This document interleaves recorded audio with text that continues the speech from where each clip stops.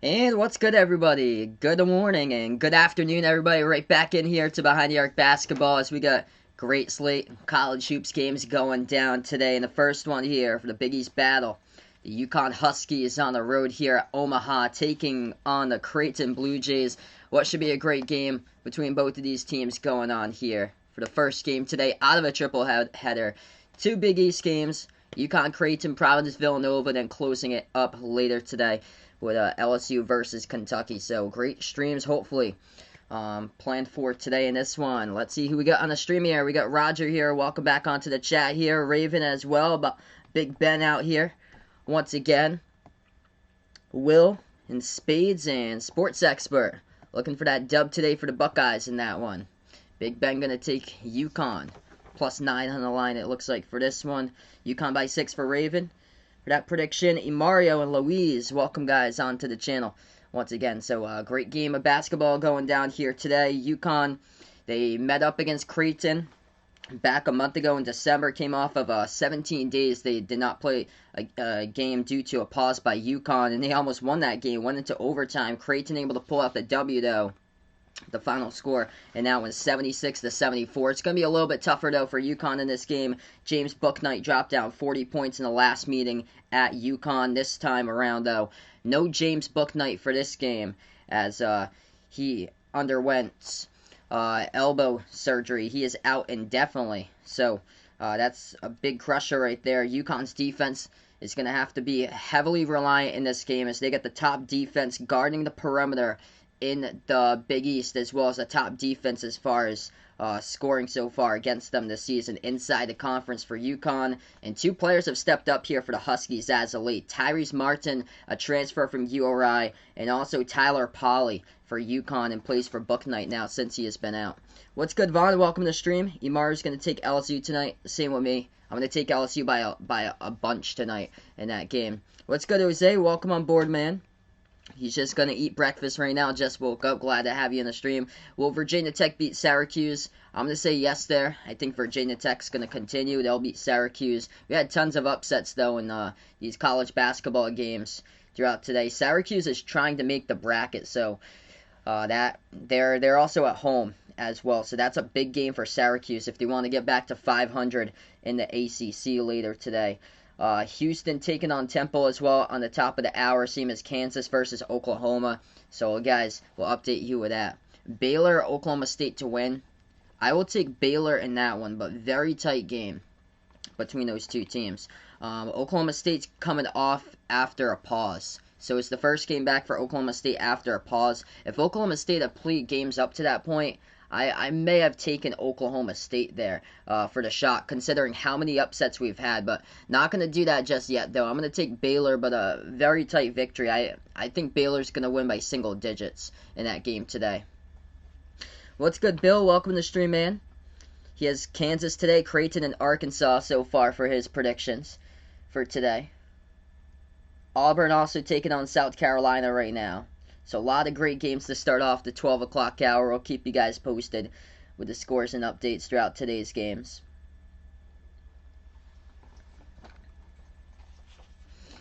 So yeah, Creighton's lost the last two straight games in a row, 10-4 now. Still in second place, tied with Seton Hall in the Big East. 6-3 in the Big East. And this team's a bunch of upperclassmen for the Blue Jays. 4 seniors, 4 juniors in the lineup. Last game they lost by 4 at home against Providence, where their bread and butter this season, it's been from the perimeter. When they were cooking from the perimeter, they shot the ball combined 29 for 60 from the outside in their victories the week prior against Seton Hall and St. John's. They destroyed both of those teams there. But this past week, they had losses against Butler a week ago, and then Providence back on Wednesday, and that's where they struggle from the outside. They shot the ball 10 for 46, so it all depends on this game how well Creighton shoots this 3-ball, and they have all different types of perimeter shooters on this roster here, going down the roster from Marcus Zagorowski over to Mitch Ballack and Denzel Mahoney for Creighton here. So multiple weapons they have for scores. And the big key for UConn in this game is if they can stop the 3-ball, because Creighton attempts around 27 3-point shots per game on average. That is top 30 for most average 3-point shots this season by a college basketball team. And UConn right now, the #1 perimeter defense in the conference, allowing their opponents to shoot the ball just over 30% from the perimeter. What's good, Raven? Welcome to the stream once again. Yeah, it's unfortunate. Peyton Pritchard, it looked like a pretty bad injury. I think it's a knee sprain for Peyton Pritchard. I'm gonna take a look and see if they have like any updates with that. But it was the right knee of Peyton Pritchard from yesterday. So okay, I thought at first it was gonna be bad, and it's a right knee sprain by Peyton Pritchard. He has been diagnosed with. So, according to this report by Nesson, it says from 16 hours ago, Brad Stevens expects Peyton Pritchard to miss the next couple of days. So that's a positive, that's an optimistic article right there.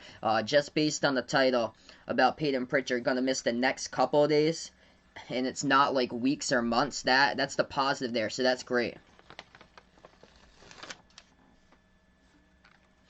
So we're going to get ready to tip this one off. Starting five looks like this for UConn: R.J. Cole, Tyrese Martin, Brendan Adams, Isaiah Whaley, Adama Sadogo for the Huskies. Going up against the Creighton starting five: Marcus Zegarowski, Mitch Ballack, Denzel Mahoney, Christian Bishop, and Damian Jefferson. As we get ready to tip this one off, if you guys are new out on the stream, make sure to spike the thumbs up. Hit that like, hit that subscribe. Game number 1 out of 3 today for the triple header. 2 of these games, Big East games: UConn, Creighton, Providence versus Villanova right after this one, and then LSU versus Kentucky later today. This ball gets tipped off. UConn with the basketball first.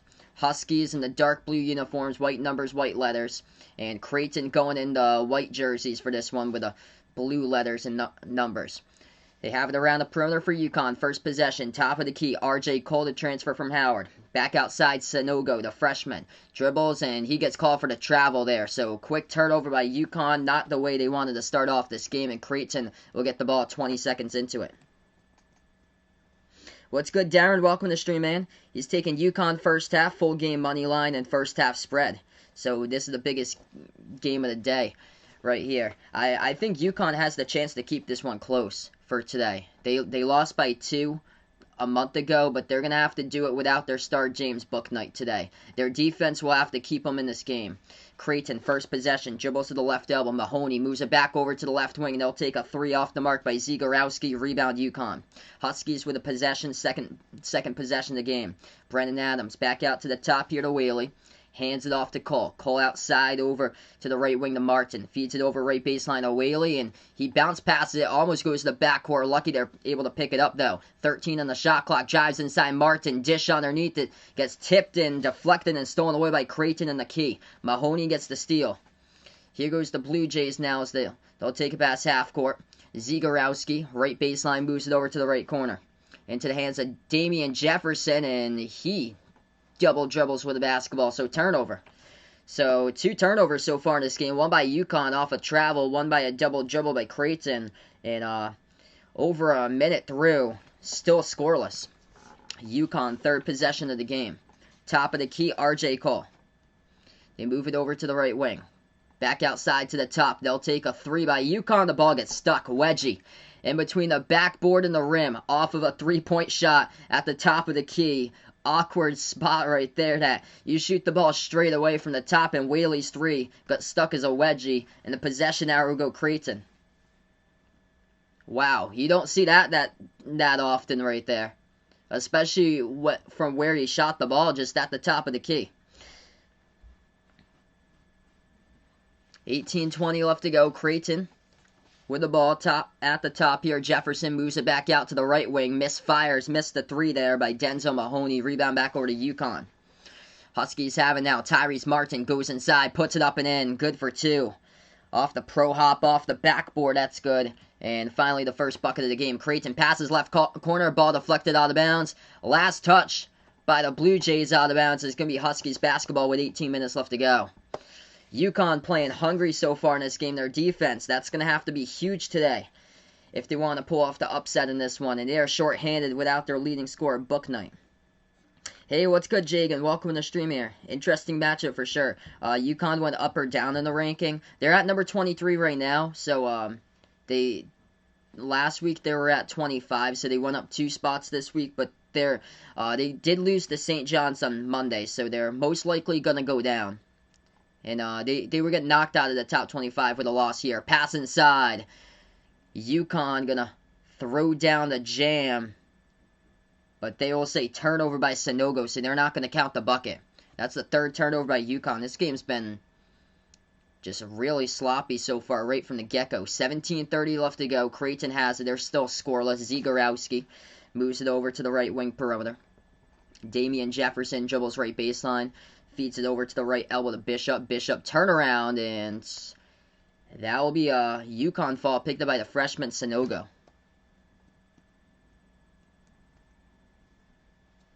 So Jose will be back over here. He'll call his girlfriend on the phone right now, no problem.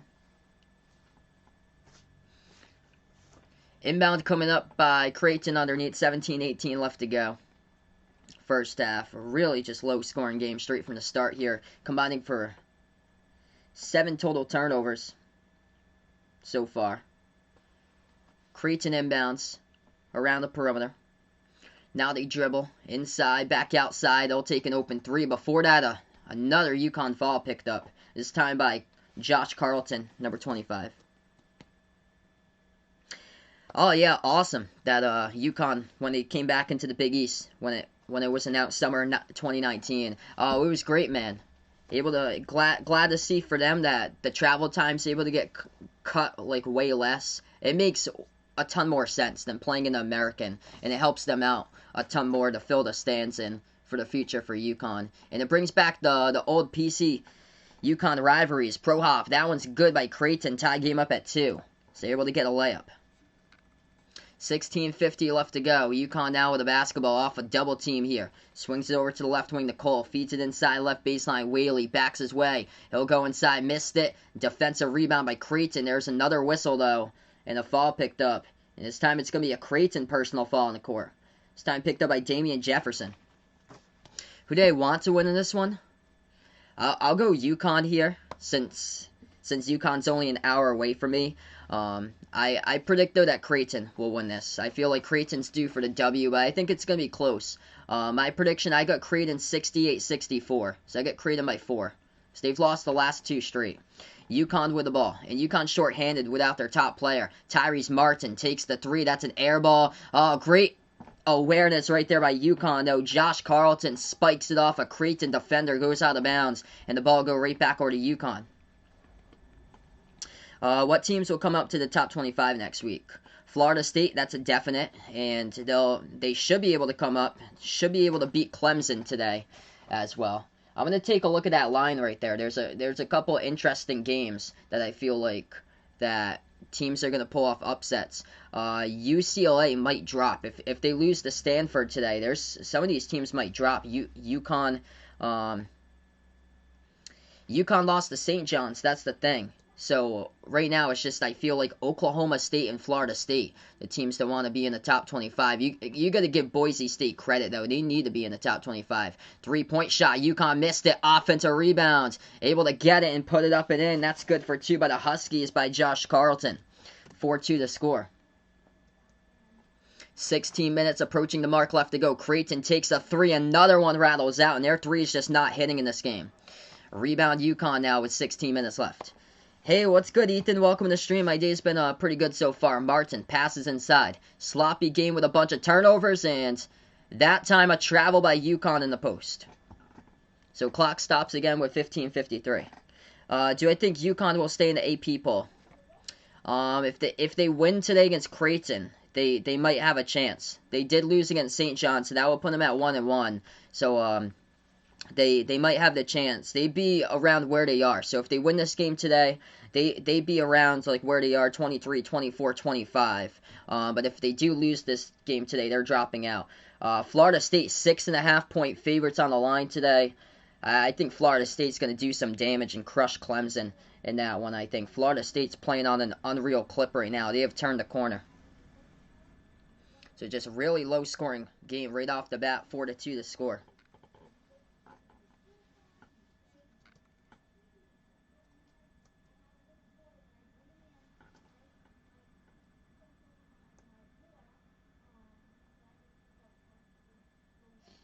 So currently we're in the timeout. Quick scoreboard update. Kansas taking on Oklahoma. Oh yeah, if Oklahoma wins that game, they're going to be in the top 25.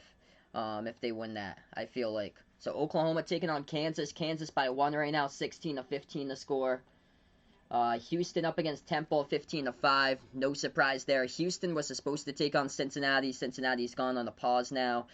And Virginia Tech leads Syracuse 10-6. Syracuse, they need to win that game in order to be in the bracket. If they lose that one, they drop out. Auburn leading South Carolina 15-13. South Carolina, rough start for them. They've only played 7 games so far by South Carolina. 3-4. They won on 2 separate pauses. Yeah, welcome in John out on the stream here. Glad to have you on the channel once again. Landon, welcome in the stream once again.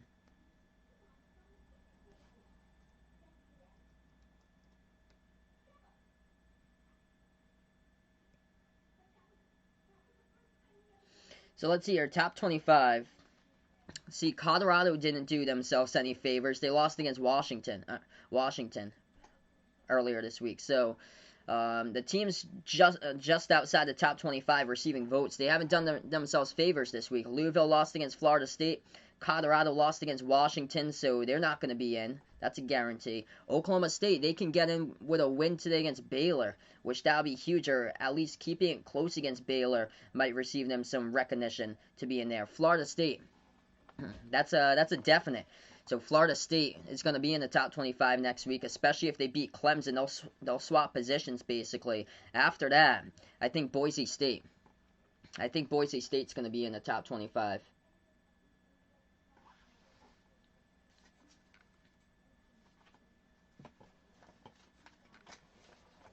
Yeah, I usually just do it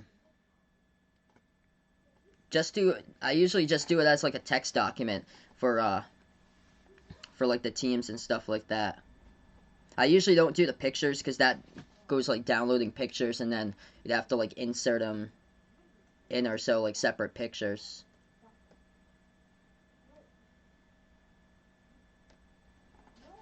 Yep, Kemba for 2011 UConn. What's good, Russell? Welcome to the stream here.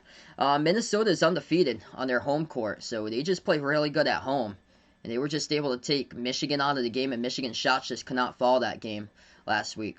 4-2 to score now. Creighton with the ball, driving inside left baseline. Pro hop underneath, that's good for 2. And a foul. They count the bucket by Davian Jefferson. This game's tied at 4. Yeah, Providence plus 10 today, so Bill thinking about, I think you were saying you were thinking about taking Providence there in that one. My opinion about that game is that I think Providence is going to keep it close today against Villanova. So I think they're going to keep it close and start riding that momentum from their last game. Villanova only won by 2 coming out of quarantine against Seton Hall in their last game. And Providence won against Seton Hall last month. Free throw is good at the line. Creighton with a lead now, 5-4. UConn with the ball, 15.5 left to go. At the right wing, R.J. Cole, he is double team, moves it out to the top of the key over to Whaley. Back outside to the left wing to Adams. It's been a slow game. UConn needs to use their defense in this one and slow down the basketball if they want to get the W out of this game today. Outside to Cole once again. He's on a double team. Moves it over to the top of the key over to Sanogo. Back outside. They'll take a 3 off the mark by UConn. Fight for the rebound. Able to get the offensive rebound. Second chance. Puts it up. No good. Tipped around. Offensive rebound. Another time. Missed it. Tipped up. Fight for the rebound all over the place. And finally Creighton comes down with it. Blue Jays have it under 15 left to go. Low scoring game. 5-4. Right corner perimeter Mahoney. Moves it back outside into the hands of Zagorowski. Dribbles now at the top. Swings it over right corner. Right baseline dribble. Mahoney fade away. And that's going to be a UConn fall picked up by Tyrese Martin. So 4th personal here for the Huskies in the half. So Ethan will be watching. Yeah, that's a great game. Baylor against Oklahoma State over Providence, Villanova. So huge game. Definitely a huge game for the Big 12. And I honestly think Oklahoma State can keep that one close today. And you like the CBS commentators. Yeah, Fox. My favorite Fox commentator is Gus Johnson, but I feel like CBS has like a better grouping or so. Creighton drives inside, good for 2. And they will go to the line as well and shoot 1, coming up with Zagorowski.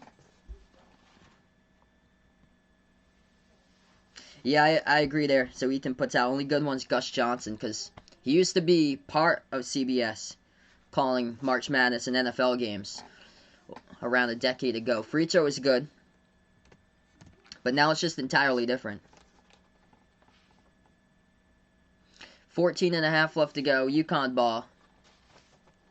They're just trying to look for some type of spark here with their offense. They pass it inside underneath to Sanogo.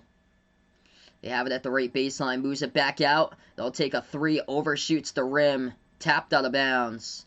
It's going to be UConn ball, though. Last tapped out of bounds by Creighton. I think he covers college basketball. I believe so. He covered games last season. But he's been covering more college football games this year. He's been on a Rocket Mortgage commercial for the Super Bowl sweepstakes. I hear his voice in the Rocket Mortgage commercial because we have to program it at the radio station. Tyrese Martin going to check out of the game here. Inbound coming up for Creighton. They move it over to the left wing perimeter. RJ Cole back outside to the right wing. Over to Brennan Adams. Top of the key over to Whaley. Back out to Adams. Right baseline dribble. He floats it up and no good. Offensive rebound again. Ball poked loose. Tapped out of bounds. Off the fingertips of Sanogo. It's out of bounds by Creighton. Offensive rebounds has helped out UConn in this game so far. They got 6 of those. To Creighton 0.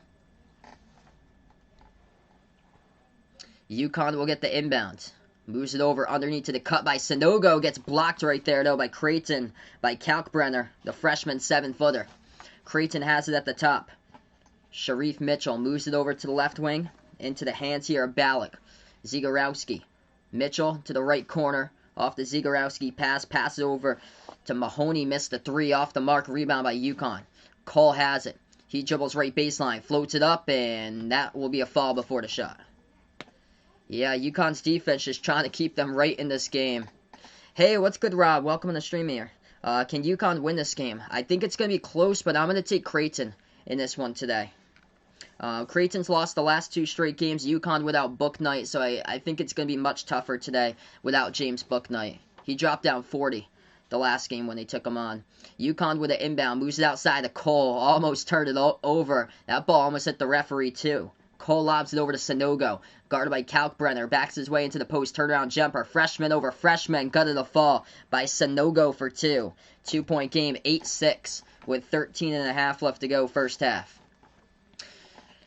Blue Jays basketball. Antoine Jones. Around the perimeter. Puts it into the hands of Ballack. Right baseline dribble. Bounce pass over to Kalkbrenner at the right elbow. Back outside to Ballack. He's open. He'll jack up a 3. No good off the mark. Rebounded by UConn. The Huskies perimeter defense keeping them in this game right now. They're only down by 2. They pass over left baseline. Whaley back outside to the top here to Gaffney. Moves it over to Sanogo once again. Sanogo guarded by Kalkbrenner. 1-on-1. Back outside. Bounce pass from Whaley to Sanogo. Backs his way into the post. Sanogo double teamed. And he'll go turnaround jumper. Free throw circle. Not a good look right there. Off the back rim. A rebound back to Creighton with 12:40 left to go. Yes, I've seen his videos. He does an awesome job. March Madness analysis. Creighton tries to drive inside. Lost control of the basketball. UConn will have it back here at the top. Cole dribbles. Inside into the lane. Gets blocked from behind by Creighton. Goes to the bounce with 12.5. And Bill might take Oklahoma State plus 9-2 on the line for that game. So, yeah, definitely very low scoring game as expected in this one. Who do I think's better? UAB, Western Kentucky, Ohio, or Cincinnati? I'm going to take Western Kentucky there. Charles Bassey, he is an absolute beast. And I think if that team's healthy, they can do some damage in the tournament if they get healthy for Western Kentucky. Though UAB has been quite the story this year. They only have 2 losses this season for UAB. And Cincinnati is really struggling. This is a down year for Cincinnati. And Ohio is great at first, but I think Ohio's in the middle of the MAC currently right now. UConn drives inside. They're going to float it up, and there's another personal foul picked up here, this time by Creighton. Marcus Zagorowski picks up the personal. And it's going to send UConn to the charity stripe shooting 2 with RJ Cole. Yeah, Russell puts out here, has anybody checked the trajectories of the missed shots in the Minnesota arena? You would not be surprised if some nuts in the attic were shooting makeshift beam weaponry at basketballs there.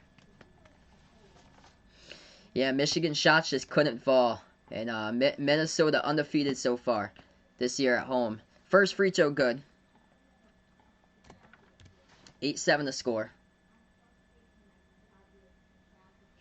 If Virginia Tech loses against Syracuse, how far will they drop? Probably like 6 spots or so, around like that 22 area. That's what I'm probably going to guess right there. Second free throw good by UConn, tied up at 8. And Syracuse is hungry. If they want to be in the bracket, they need to take that game today. But I'm going to predict Virginia Tech. A lot of the teams that have something to prove, those are the teams that's able to come up with victories lately. Indiana over Iowa back on Thursday. Providence over Creighton on Wednesday. So there's teams that's trying to prove themselves at the borderline edge of this bracket that just have been doing it lately. And Syracuse is one of them, that they're just like right on the bubble currently. Another one of those teams is Stanford. Stanford's on the bubble. They take on UCLA today, and UCLA is still undefeated in the Pac-12. Bounce pass is going to get stolen away here by UConn. As they take it past half court, but as they dribble the ball, but the clock will stop here. As Sanogo gets called for the late foul. So they had it off the steal, and then Sanogo got called for the late foul by UConn, and the clock will stop with 11:51. Yeah, it's UConn needing this game win. So I'm going to take Creighton in this one for my prediction, but in order to stay in the top 25, UConn needs this one if they want to stay in the top 25, because they lost against St. John's on Monday. So that will put them 1-1 for the week, and they'd probably be around the same area that they are right now. I feel like 23, possibly 24, 25, just because they also lost against St. John's. And St. John's has a losing record in their conference. Yeah, Temple got a late schedule there. So Temple versus Houston over on CBS. Houston was supposed to take on Cincinnati. Cincinnati went on a pause, and Temple with just a late schedule. And wow, me too, Bill. Honestly, but Oklahoma, once again, Oklahoma, a team trying to prove themselves to be a part of the bracket. They're going to be a bubble team this season. Oklahoma leads Kansas 24-20. Houston up against Temple 19-13.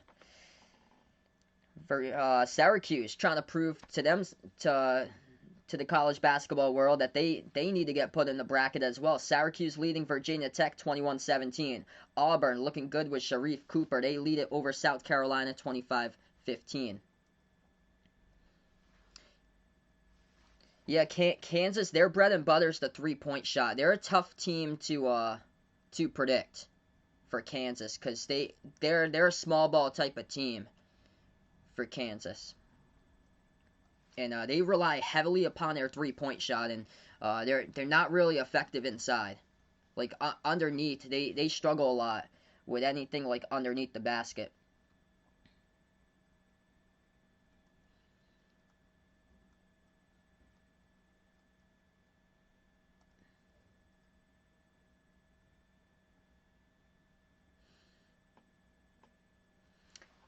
So yeah, UCLA takes on Stanford later today, and I am shocked about this one right here, that Stanford on the line is the underdog by 5.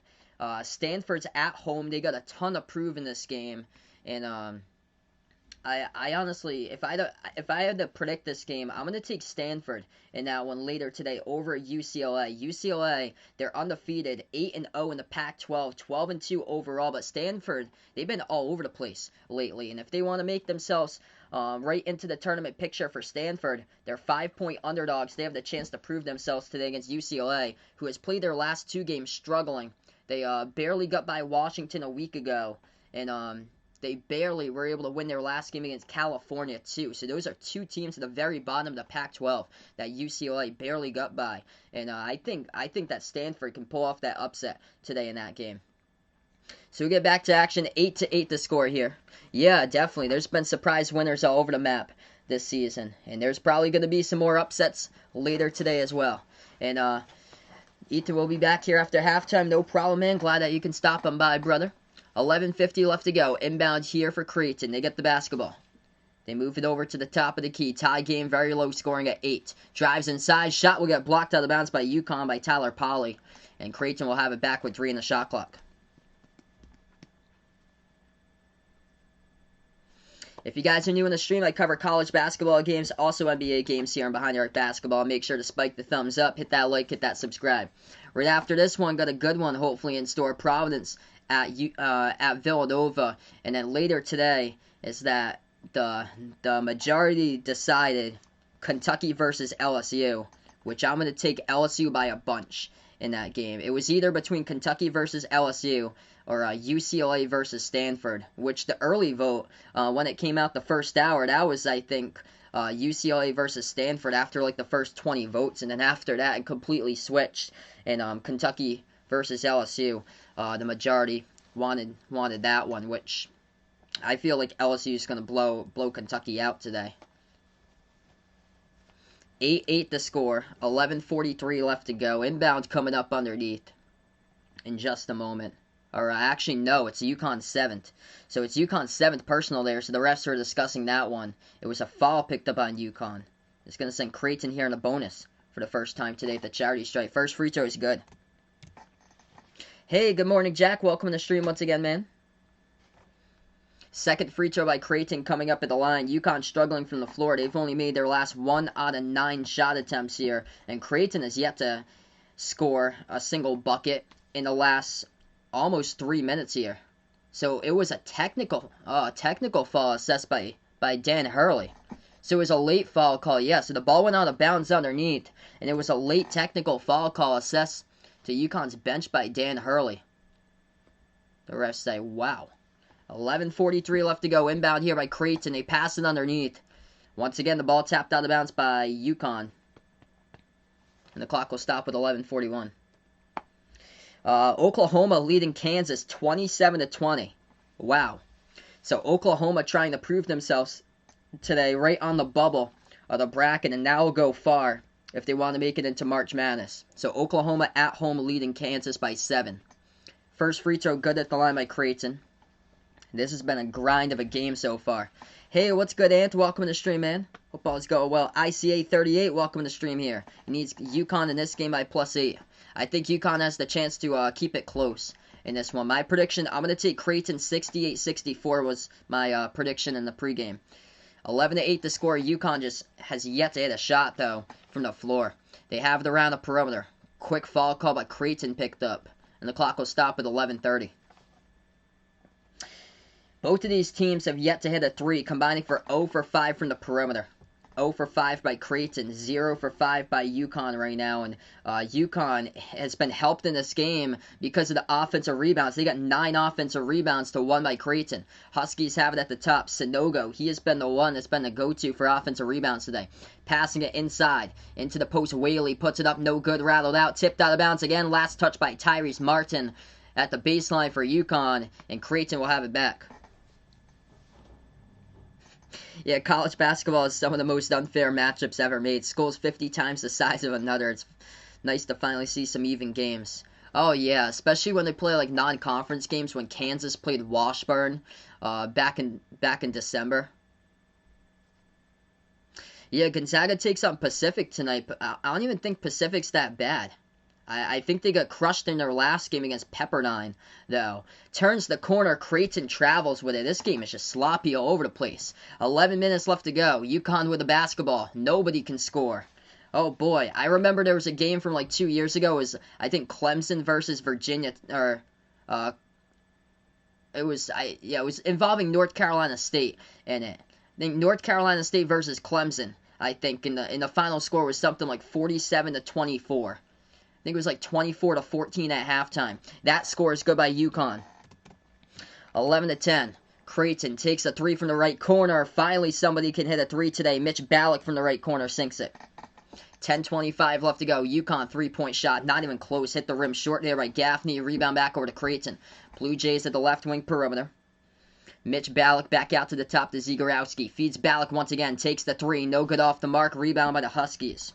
Whaley picks off the rebound. It's going to put the ball into the hands now of R.J. Cole. Cole now at the left wing. Bounce pass to the left corner. Gaffney back outside to Cole. Cole dribbles towards the right wing.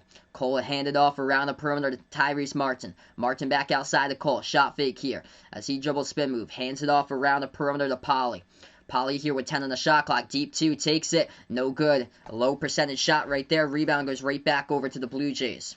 Creighton basketball with 9:40 left to go. They take a 3 and they hit it again. Oh, it was Virginia Tech and NC State. Wow. So yeah, I definitely knew it was involving NC State. So 48-24, man. That was from like 2 years ago. I think that was like the lowest score before, the lowest score after the shot clock was implemented. 9:20 left to go. UConn on a cold streak here. Part of a 6-zip run by Creighton last minute and a half. They fling it over inside. Ball gets deflected. UConn able to get it. Spin move. Right baseline, and Creighton will pick up a personal foul here by Christian Bishop.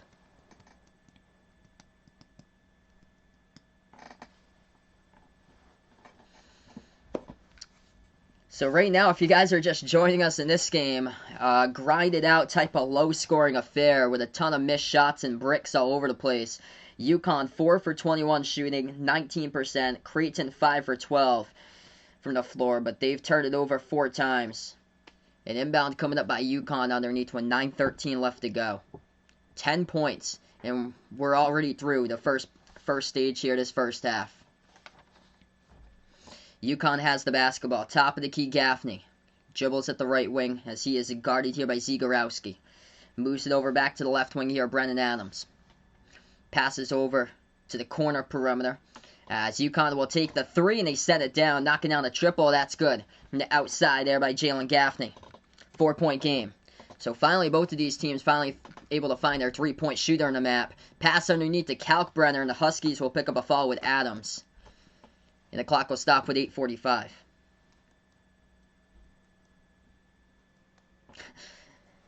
Yep, Barkley would have called that the dribble championship. So, Creighton shooting 2 with a freshman center, Ryan Kalkbrenner. First shot good. 18-13.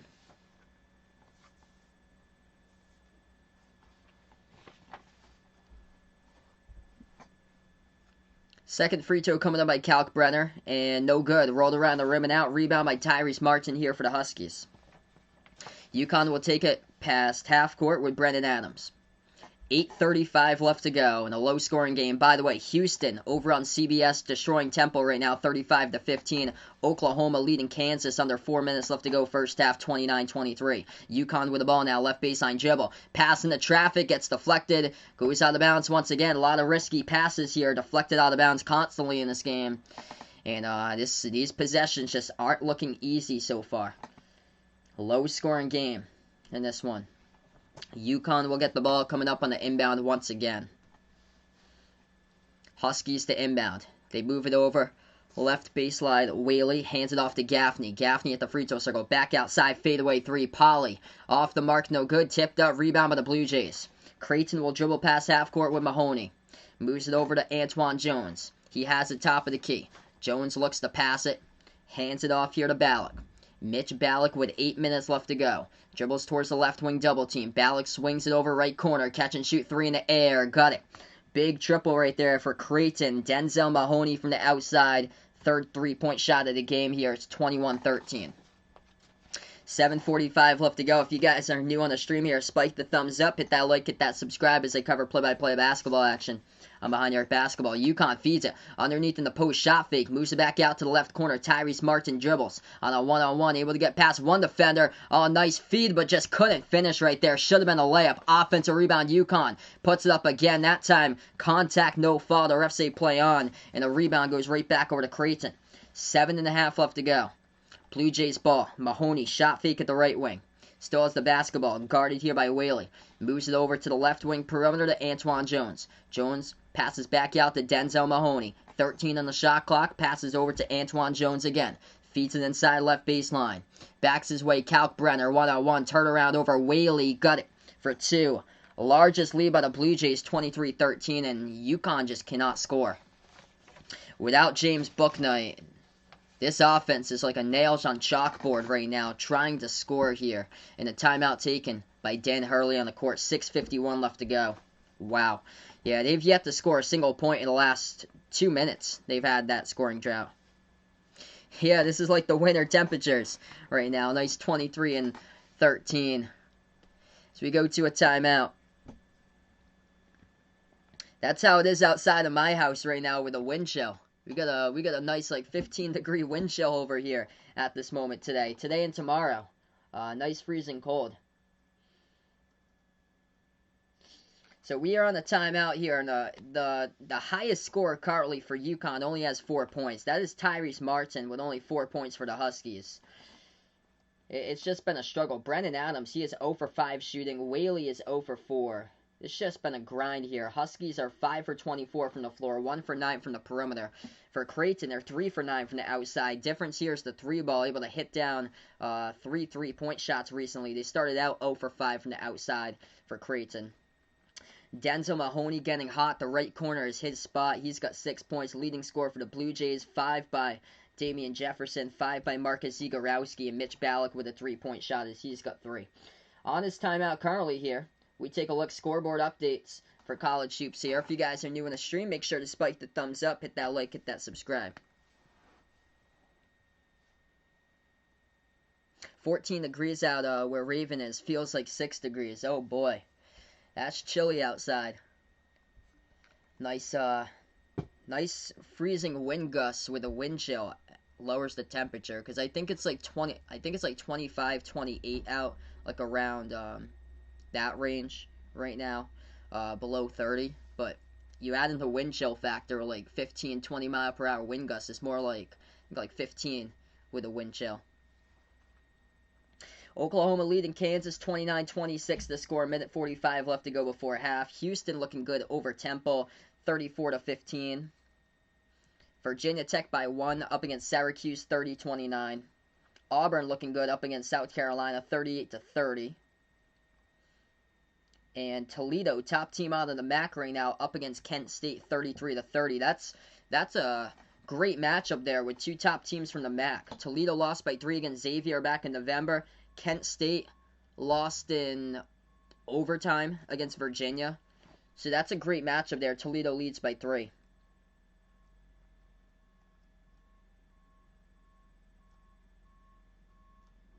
Alright, so we will get right back into action here. A big game, of course, at noon, though. We'll keep you guys posted on that Kansas-Oklahoma matchup. LeBron got blocked by Giannis in a right for a penalty for like 15 seconds, he thinks.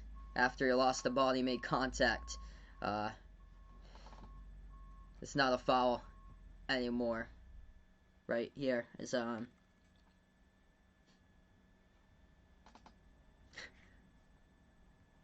So we get back to action. 23-13 to score. 6:40 left to go.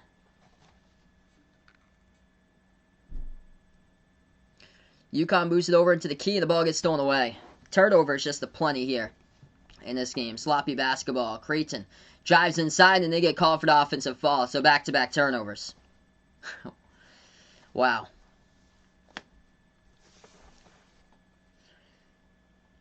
This is just, whoever wins this game today, this is just going to be a grinded out type of game here.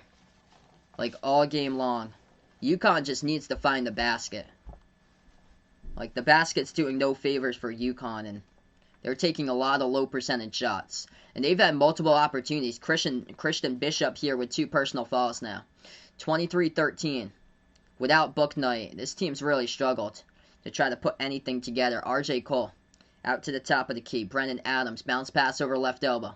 Carlton has it.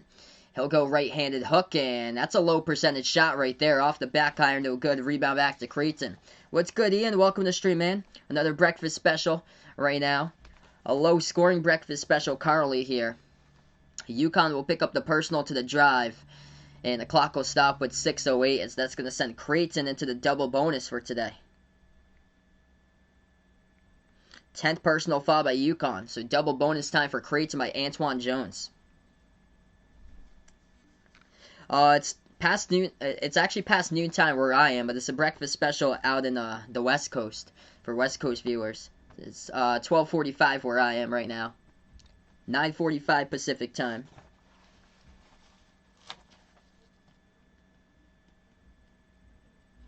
So 2 free throws coming up. Antoine Jones at the charity stripe. This game's an early game. And he missed both of them at a double bonus. No good. 0 for 2. A rebound back to UConn. Top of the key, Adams. And yeah, UConn with a little bit of a time change for this game. They had to go all the way out to the Midwest to Omaha to face Creighton. UConn has it at the right wing. Bounce pass. Top of the free throw circle, Cole. Moves it back outside to Whaley. Whaley bounce passes over right baseline. Josh Carlton with it. They just try to find any rhythm. Anybody else going to help out and go towards the basket or no? Floats it up. Carlton, no good. Bodies collide in the ground right here. Trying to go after the basketball. It'll be a tie-up possession arrow. And UConn has it. Or it's going to be possession arrow to Creighton. UConn fell on the ball, but Creighton came in late and forced the tie-up. So it's going to be Creighton possession arrow. Hey, what's good, Hunter? Welcome to the stream once again, man. Yeah, this is just a sad start for UConn. They just can't hit anything. Their defense is going to have to keep them in this entire game, and it's done their best so far for this defense. But when you can't score, it's going to be tough. And they had players stepping up in place of Book Night, and today it's just rough. They can't get any sort of rhythm offensively. This is kind of like that game against Marquette where they were trailing by 18 at one point on the road. 23-13 the score, 5.5 left to go, and they had Book Night in that game as well. Creighton has a double team. Zagorowski moves it over to the right wing, passes right elbow, dribbles, ball gets deflected here, but Creighton able to pick it up around the perimeter. Bluejays save it, they'll have it back. Antoine Jones passes left baseline, dribble, floats it up, and that's an air ball, no good. Rebound, tapped out of bounds off the knee of Kalkbrenner for Creighton. And the ball is going to go right back to UConn. Hey, what's good, Arku? Welcome to the stream, man. Oklahoma looking good so far. Yeah, Oklahoma up by 1 at the half against Kansas, 29-28. 5:09 left to go. And UConn will get the inbound. So here they go right past half court. Huskies hand it off to Brenton Adams. Adams at the top of the key. Under 5 minutes left to go. They only got 13 on the scoreboard here. They need something. Whaley moves it over to the left wing to Cole. Cole passes top of the free throw circle, Sanogo. He looks to pass it. He is stuck there with the ball, and he'll hand it off to Brenton Adams, who passes underneath to Sanogo, and he travels with it up and down by Sanogo. Turnover. Ouch. 7 turnovers in this game by UConn, and just travels. Double dribbles. Not even offensive fouls by UConn. They're just mental lapses here. Underneath, most of the calls that they've traveled or double dribble happen in the post. 3-point shot right corner. Creighton, no good. UConn, their defense saving them in this game. Down by 10, though. They need to make a shot. Cole, able to get it. He's open, takes the jumper at the left elbow. Good look right there by R.J. Cole. 4:15 left to go. Creighton has it at the right wing perimeter. Moves it over into the hands here of Mahoney. Mahoney goes inside, floats it up, and he gets it. Count it. And a foul by Denzel Mahoney. Going to go to the free throw line, shoot one with 4:07 remaining. UConn with their 11th personal, this time by Tyrese Martin.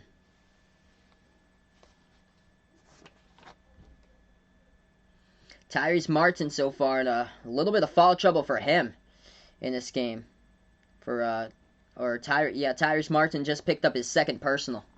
So him, Sanogo, and Carlton all with 2 personal fouls. Free throw no good. Rebound by Creighton. So Martin will go on the bench. Under 4 minutes left to go. Huskies down by 10. They need to get into some type of rhythm. Brennan Adams passes back out to the top here to Cole. Cole is double teamed. Moves it over to the right wing. Into the hands of Polly. Back outside of Cole. Cole dribbles. He'll drive inside. Dishes underneath to Sanogo. Creighton able to cover quick. 3 in the shot clock. Sanogo puts it up, and that will draw the foul. Sanogo will go to line shoot too. Yeah, Russell puts out here, you have to wonder how much of the pressure these teams are facing from the stadium and the fans. He guess maybe 50% of the stress is from where they play. Home teams win big in college. Oh, yeah. Without the home crowd, it has changed everything this season. Road teams coming in and pulling off upsets against home teams. Teams have to create their own energy. And That's where I feel like this year I feel like Gonzaga's just gonna run through the WCC and go to the tournament undefeated. Whereas like maybe like in another year with fans, they drop a game at BYU because BYU would bring the fans. The fans have a ton to do, especially with giving your team the momentum. 25-15 the score. We go on a timeout here. And UConn will go to the free throw line coming back after the timeout. It is a rough game here, especially from the perimeter. Both of these teams combining for 4 for 19 shooting the 3-ball so far. UConn 1 for 9. Creighton is 3 for 10 from the outside. Scoreboard update. Oklahoma leads Kansas at halftime 29-28. Houston up against Temple 36-21. Syracuse up against Virginia Tech 39-32. Syracuse is one of those teams who's trying to see if they can be a part of the bracket. Auburn, wow, putting up a ton of points up against South Carolina 54-40. Toledo at half, leading Kent State 41-33. Northeastern 6-0 in the Colonial, leading James Madison 37-31. George Mason up against St. Joseph's 18-7. So right now we're just on the timeout. If you guys are new on the stream here, I cover play-by-play basketball games, college hoops, NBA games. Make sure to spike the thumbs up, hit that like, hit that subscribe. If you guys are new on the stream, hit me up who you guys are taking for in this one tonight. It is Dan Hurley, who's the new coach for UConn. He used to coach URI 3 years ago for Dan Hurley. So yeah, it was Kevin Ollie before Dan Hurley. But yeah, Dan Hurley took his team. It was the NCAA tournament team that they had. It had E.C. Matthews and Jared Terrell on it. And I remember that was the first game of the first round of the tournament back in 2018. And they won against Oklahoma with Trae Young in overtime. That was a crazy start to the 2018 tournament. That was the final year for Dan Hurley as a head coach for URI. And then he went to UConn.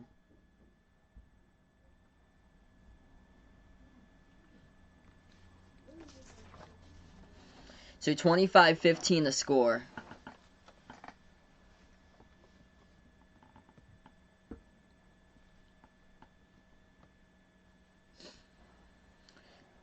UConn here got fouled right before the timeout, so it's going to lead to free throws coming up at the charity stripe here by Sanogo.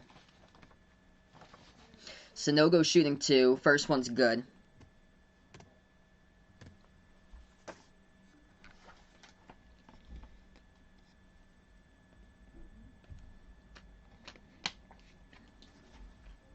Second free throw, got it. And it's an 8-point game. UConn also with that fall, they were in the bonus as well. So 3:30 left to go. Creighton basketball. Bluejays move it over top of the key. They'll pass it back outside to Zagorowski. Slides over to the top here. Mahoney. He'll take a jumper. No good. Tipped up in the air. Fight for the rebound. UConn able to come down with it. Watch out. Right on the baseline. And that was a foul anyway by Creighton. So UConn will go right back to the line once again. Shoot 2. Or shoot 1-1. So they are in the bonus. So rebounding foul. 1-1 bonus coming up by number 1, RJ Cole here for UConn. Damian Jefferson just picked up his second. Bill looking like he needs Kansas to have a good second half in that one. Substitutes checking in here for UConn, number 25. Right now heading into the game for the Huskies. That will be Josh Carlton. He comes in for Sanogo. Sanogo checks out. Free throw first one coming up in the bonus. That is good at the line by RJ Cole.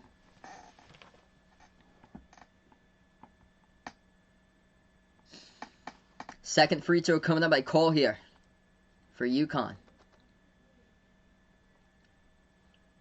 Hitting free throw shots, that will help you, as they are perfect. 6 for 6 at the charity stripe. That helps them. 25-19. They can't shoot the 3. They can defend the 3. But they can go to the free throw line. They just have to force a lot more fouls. Here's a steal. That's going to help UConn, and that should have been an easy 2, and instead he missed the layup looking for the foul, trying to complain to the ref. Josh Carlton all alone Creighton came in late to disrupt it from behind, and Josh Carlton missed the easy layup. Creighton will take a quick three, no good off the mark, rebound back to UConn. 2:50 left to go before halftime. Low-scoring game in this one. R.J. Cole back around the perimeter, passes inside. That time he redeems himself, finishes it off. That's the first possession today that I can actually say, yes, that UConn happened to find a rhythm and completely open, down right underneath by Josh Carlton. It's the first time today in this game that we've actually seen the daylight here underneath by UConn. Creighton has it around the perimeter. Left baseline dribble underneath, and that will be a turnover. Travel at the left baseline by Antoine Jones. Plenty of turnovers so far in this game. A lot of mishaps. Hey, what's good, Jason? Welcome to the stream here. It's taking Creighton in this one. Ty, welcome on board as well. UConn, if you're just joining us, was trailing by double-digit points. They've gone on a 6-zip rundown in the last minute and 20. Huskies are alive. They get the basketball as well. They're only 1 for 9 from the perimeter. Shooting the ball at only 23%, yet they're still in the game. Top of the key here, Brennan Adams. He dribbles. Attacks inside. Adams back outside. Whaley moves over to Cole. Cole here. He'll dribble. Dish out right corner. Wide open three. Spots up. Takes it. Makes it. Great facilitation right there by R.J. Cole as he dribble-drived inside. Dished it over to the right corner to Brennan Adams, who sunk it. It's a 1-point game. Creighton basketball. Blue Jays at the top here. Moves over to Mahoney. Mahoney dribbles. Inside the lane. Puts it up. Good for 2 by the Blue Jays. So Creighton responds with their first bucket after the 2-minute scoring drought. UConn will have it back. ICA going out for UConn. Same as Darren here. And Ty's got UConn as well, and Oklahoma winning their matchups. Minute 20 left to go. What's good, Louise? Welcome to the stream here. Yeah, UConn dropped the past 2 straight. It's all depending on their 3-point shots if they can go down. And today they're struggling once again from the perimeter. A left elbow jumper. UConn takes it. They make it.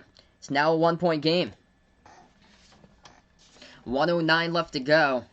Creighton has the basketball, and UConn will get called for a personal foul inside by Adams here. Clock will stop with 1:09. Yeah, Virginia Tech losing to Syracuse. He's 8-4 at halftime. Syracuse, if Syracuse wins that game, because Syracuse is something to prove to themselves in the college basketball world right now. And that is Syracuse trying to make the NCAA tournament bracket. Right now they're on the bubble. And any win for Syracuse against the team above them, that would help as far as a quad 1 victory. And Syracuse currently up at halftime against Virginia Tech. If Syracuse loses that game, it's going to be tough for them to make the bracket. Still, they get a lot of games left to decide it, though. ACC is still wide open. Both of the free throws good at the line. Florida State and Virginia, those 2 teams are the teams that's broken out of the ACC recently, right at the top. 1 minute left to go. UConn, even though they're shooting 28% from the floor, they've only made 9 shots in the first half. They are still in the game, down by 1 possession. Top of the key. Huskies handed off into the hands of Gaffney. Free throw circle. Passes back outside. Over to Tyler Polley. Polley's been huge down the stretch past couple of games. UConn dribbles. Cole, turnaround jumper. Hit the front rim. Got the bounce. That's good for 2. To the front, to the back right there. Able to get the bounce into the rim. 1-point game. Difficult jumper off the turnaround at the free throw circle by R.J. Cole. Keeping his team in the game. A leading score for the Huskies with 10. 20 seconds left to go before halftime. Creighton with the basketball here. Final possession possibly. 5-second differential shot clock and game clock. Zagorowski at the edge of the Blue Jays logo at half court. Guarded by Cole at the top. 6 in the shot clock. 10 left to go. Zagorowski. He gets switched over. Double team. Passes left baseline. Step. Fadeaway 3. No good off the mark right there. Rebound UConn. 2 seconds. Half court heave. It's up. No good. Hit the top of the backboard, and we go into halftime here. And it's only a 1-point game. Dan Hurley got to be happy about that after his team had 0 rhythm going on with around 9 to 8 minutes remaining before halftime. There was nothing clicking whatsoever for UConn. Every single possession was a grind. And man, they have battled their way right back, and now it's anybody's ball game. 29-28 at the half in this one. So we got ourselves a ball game. Big East basketball always comes down to the wire on weekends. Make sure you guys know about that one, because we could have 2 games that come down to possibly the final possession or 2 today. Do I think that Virginia Tech will come back? Yes, I think so. Though Syracuse, it wouldn't shock me if Syracuse pulls off the upset today in that game. Arkansas takes down Vanderbilt for Razorbacks roll. He predicts right there, 78-71 for his prediction later today.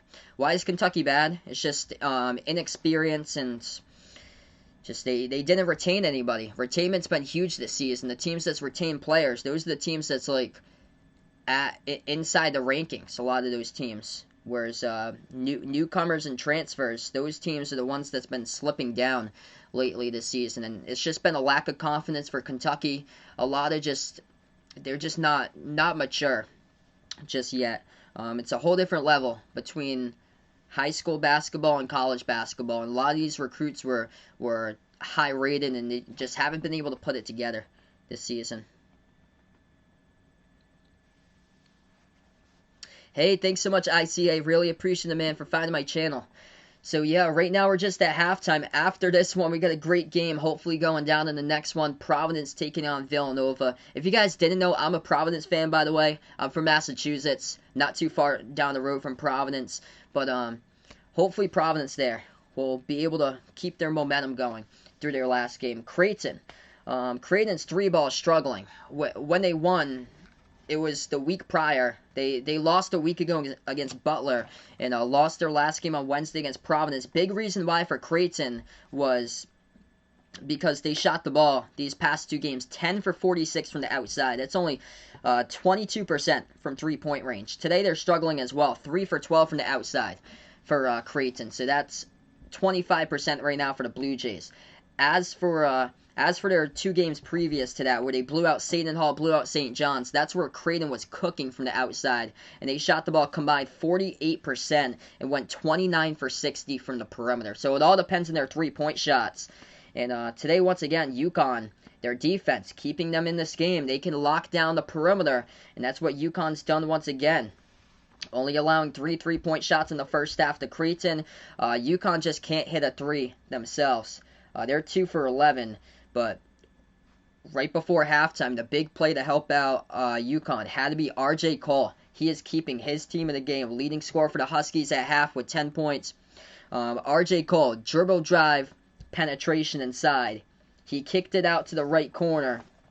And it was a 3-point shot that UConn took wide open from the corners. They went, because Creighton's defense went to completely load the box down low to just take on R.J. Cole to make sure to deny him if he was going to go inside for a layup. Instead, Cole moved it back outside to the right corner off the dribble drive and found his man wide open in the right corner for the 3-point shot.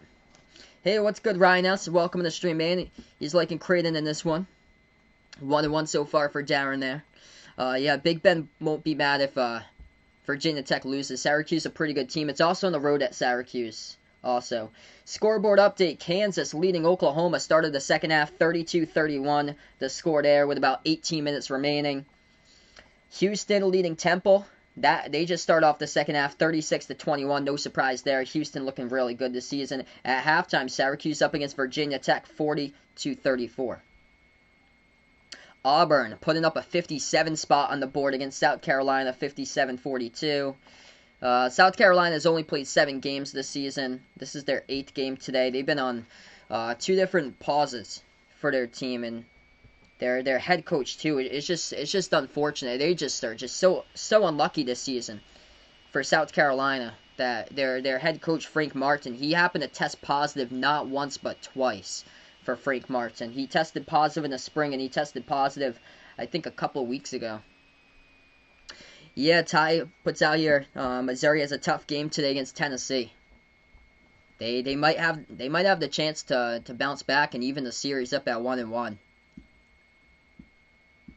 Whenever I call Tennessee, it seems like Tennessee's just cursed. They always lose. This year they're 0-2 and I've covered games for them. Toledo up at halftime leads Kent State 41-33.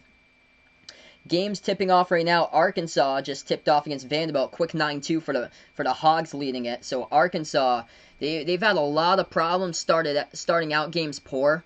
They only show up in the second half. If they show up in the first half, this team is lethal. Arkansas can score a ton of points. That's if they can play the full 40 of college basketball. But it seems like lately, the past 2 games, they only play 20 minutes. And they only show up for the second half. But right now, they have shown up for the first half right from the get-go, 9-2. So starting off great there for Arkansas. That's been a big key, and that is helpful. Yeah, unfortunately, I wouldn't be able to for some reason. They put it on the SEC network instead of putting it over on ESPN, unfortunately. But Ty wishes that they covered that.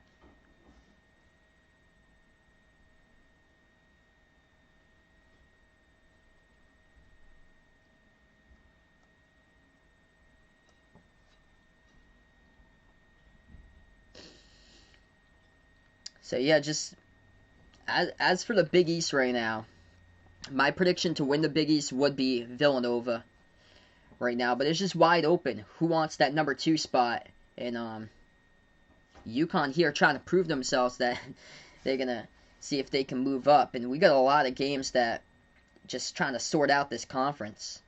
That's the big key. There's only like 2 teams at the bottom, and then St. John's and Butler, they've gotten better. They have ascended lately for St. John's and Butler. Providence has gotten better as recently the last game. We'll see if they can keep it up today. Marquette in the mix at 4-4. This is where the resume is going to be quite interesting to the NCAA tournament committee. Marquette and Providence 8-6 overall. Look at the teams that they've faced. Marquette won against Wisconsin. They lost by 9 against UCLA. Lost against Oklahoma State. These teams are all tournament teams that they either won or lost against in the non-conference slate. Same as Providence. Providence lost against Alabama. Providence lost against Indiana. These teams are helping out Providence by winning games as of late there. And Providence beat TCU, which there's a clear divide in the Big 12. Who's in and who's out of the tournament. 3 teams out, 7 teams in right now in the Big 12. And yeah, TCU in 8th, in 9th Iowa State, and then Kansas State in 10th. Or you can even flip those 2. But I say that Kansas State, since they lost against Fort Hays State, they're the worst power conference team still in my opinion. Even though they did beat Iowa State and are ahead of them in the conference. Kansas State playing today against West Virginia. West Virginia coming back from quarantine for West Virginia. We got a big game coming up against Texas Tech on Monday, too. Let's see when that is. Kansas State. Kansas losing now against Oklahoma. We'll keep you guys posted on that game. 37-34 to score. 15:58 left to go. Oklahoma leading by 3.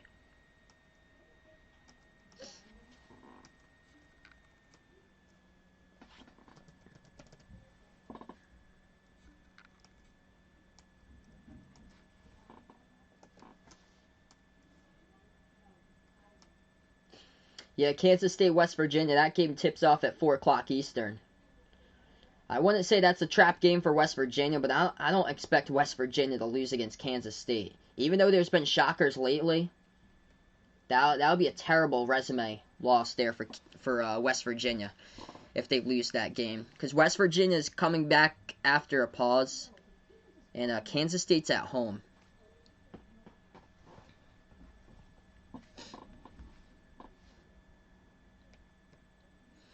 But yeah, a lot of great games going down today.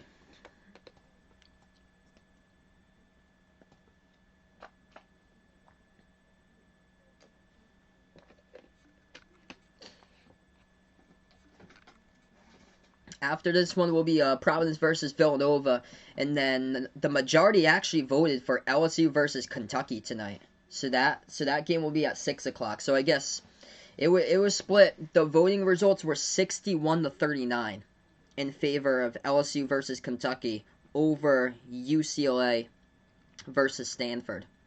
Which, here's my prediction. I'm going to take LSU to crush Kentucky later today, 82-65.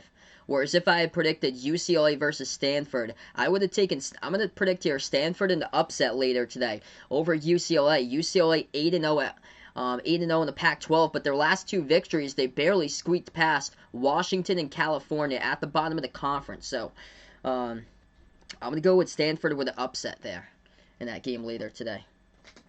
Darren looking for UConn to win today, so his 75 will be 225. That's awesome if you're able to hit that mark, man.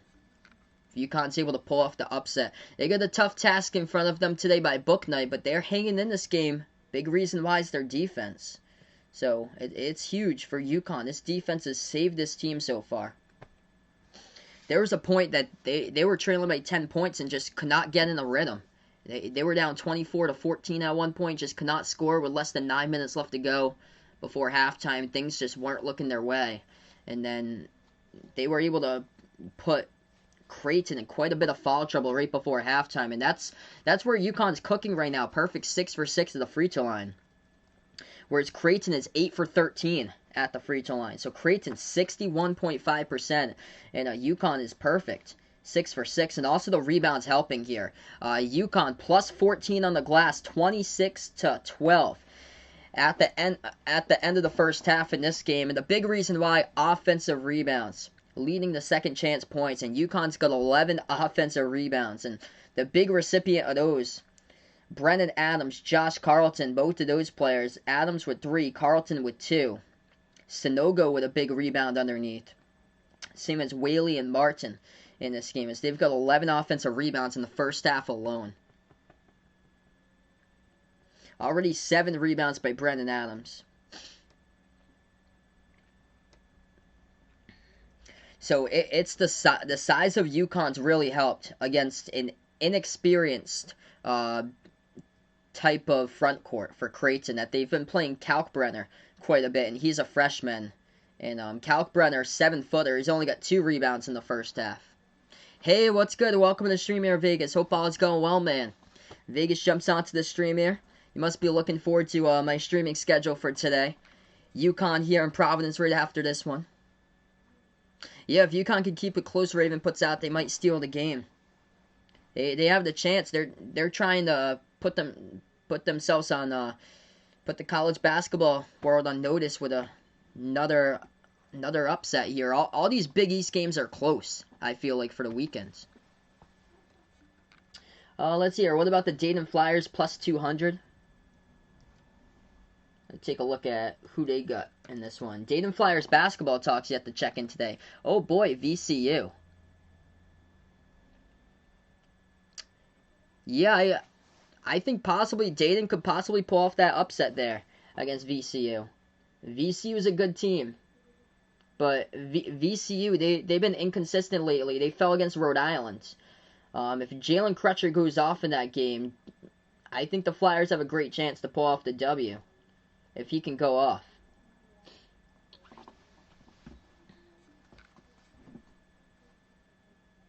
Scoreboard update, Oklahoma looking good over Kansas, 43-38. Syracuse up against Virginia Tech, 43-36. Auburn cooking up against South Carolina, 59-42. South Carolina, disappointing season, playing only their 8th game this season. Auburn extends it 60-42 up against South Carolina with a free throw. Toledo, the team to beat in the MAC, 12-4 overall, lost by Xavier in early non-conference play by only 3 points. Toledo leads over Kent State, who lost in overtime back in December against Virginia, 48-43. Toledo by 5. Northeastern, the team to beat in the Colonial right now, up against James Madison, 45-36. Northeastern has won their past 6 straight games, and they also won against UMass too, which UMass is at the top of the A10 this season. George Mason in the A10 up against St. Joseph's, 31-24. Arkansas looking good up against Vanderbilt, 18-11. And also Houston, no shocker here. Houston all over Temple today in a short notice, 40-24. Houston leads it. How's UConn doing? It's been a grind for their offense. At one point they were losing with less than 9 minutes left to go. Vegas, they were losing 24-14. They were losing this game, and things weren't looking good for UConn. They just could not hit a 3. They could not score. They went on like a 4-minute scoring drought where they just could not score. But the big key that's kept Creighton in this game has been their defense. They're without their leading scorer, James Bouknight, I think for like another 4 to 6 weeks due to that elbow injury. And they just need players to step up. And right before halftime, R.J. Cole able to get his name on the board, scored 10 points. And they finally were able to drop down a clutch 3 as RJ Cole, he was the one who passed it off to the right corner, and UConn made it. And they pulled this game closer. It's the defense for UConn. There's been multiple turnovers in this game in the first half so far. It has been a grind type of game. Like, everything was bricks for UConn, especially early on. Only 14 points through the first 12 minutes of this first half that they had.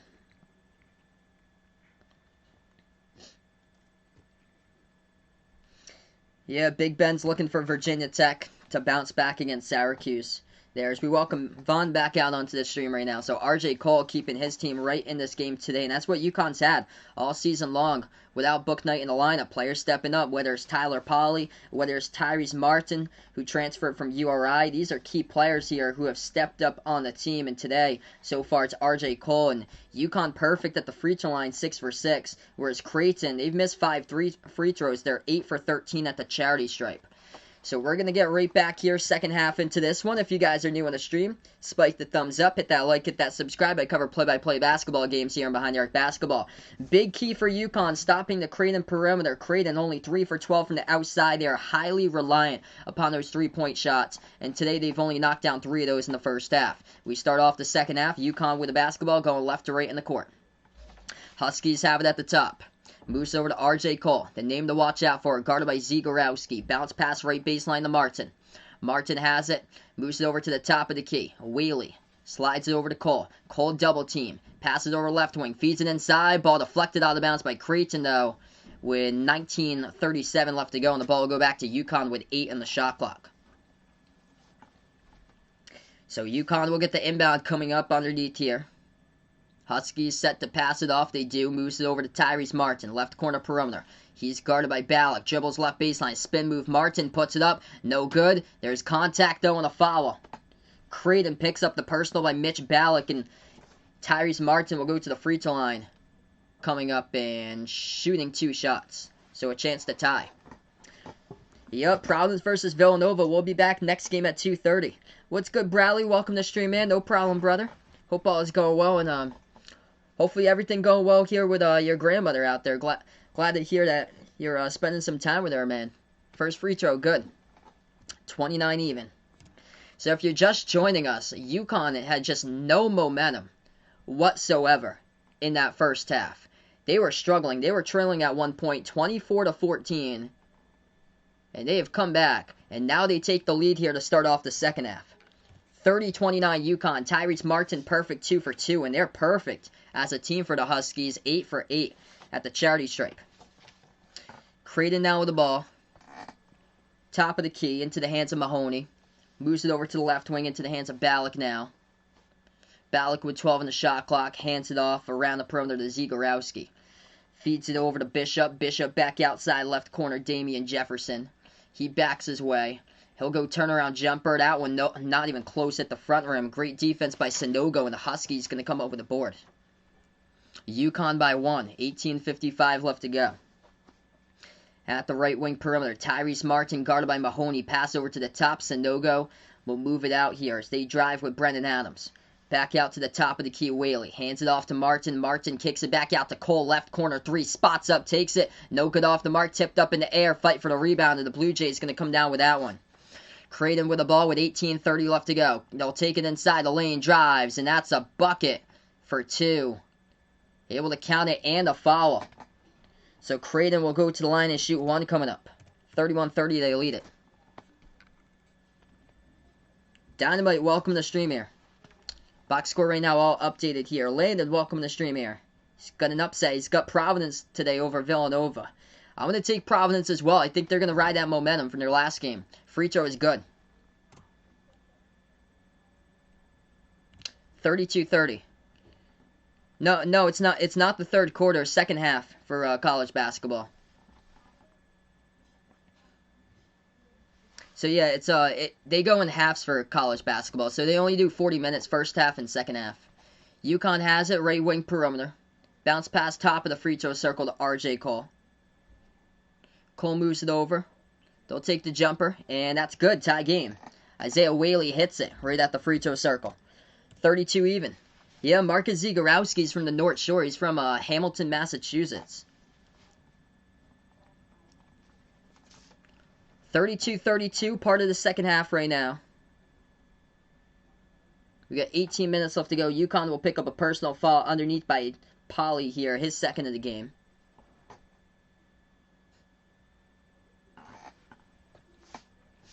Non-shooting foul, so Creighton gets the inbound.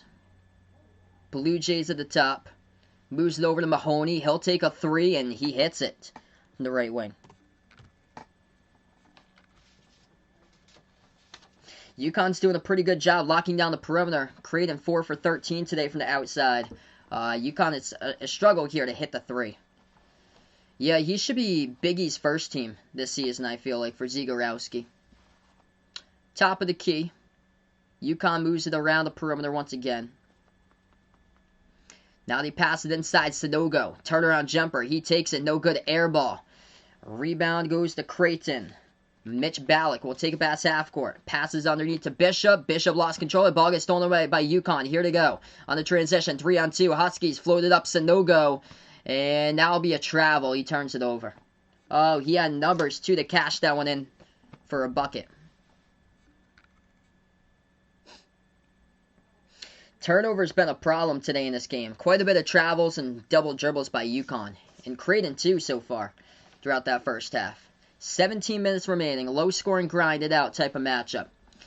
I actually predicted Creighton by 4 in this one. 68-64 was my prediction. Pass inside. Underneath cuts. Good for 2. Christian Bishop all alone right there underneath. Great pass by the Blue Jays. 16:40 left to go. UConn ball. RJ Cole at the top. He'll hand it off to Sanogo. Hands it around the perimeter to Polly, who hands it back over to Cole. Dribbles towards his right. Moves it out. Feeds it inside. Gaffney over to the big fella. Sanogo. Count the bucket and the foul. He's going to go to the free throw line. Shoot one coming up. This is a 3-point game. Giannis is 69 of 120 attempts this season at the free throw line. So sad percentage though. Yeah, but he leads the NBA in free throw attempts. No surprise there. I bet soon it's gonna be Joel Embiid. Once the Sixers get to play some more games with Embiid, if he keeps on staying healthy, I bet Embiid's gonna be right up there. Yeah, Creighton. I think they went only 3 for 19 from the perimeter. Providence's defense really keyed in the last game. Free throw is good by Sanogo, 2-point game. If Providence can key in once again today against Villanova, they got a good chance. 16:20 left to go. But Providence going to have to play a perfect game later today because Villanova, they have the fewest turnovers per game out of any team right now in college hoops. 3-point shot counted by Creighton straight away from the top by Mitch Ballack.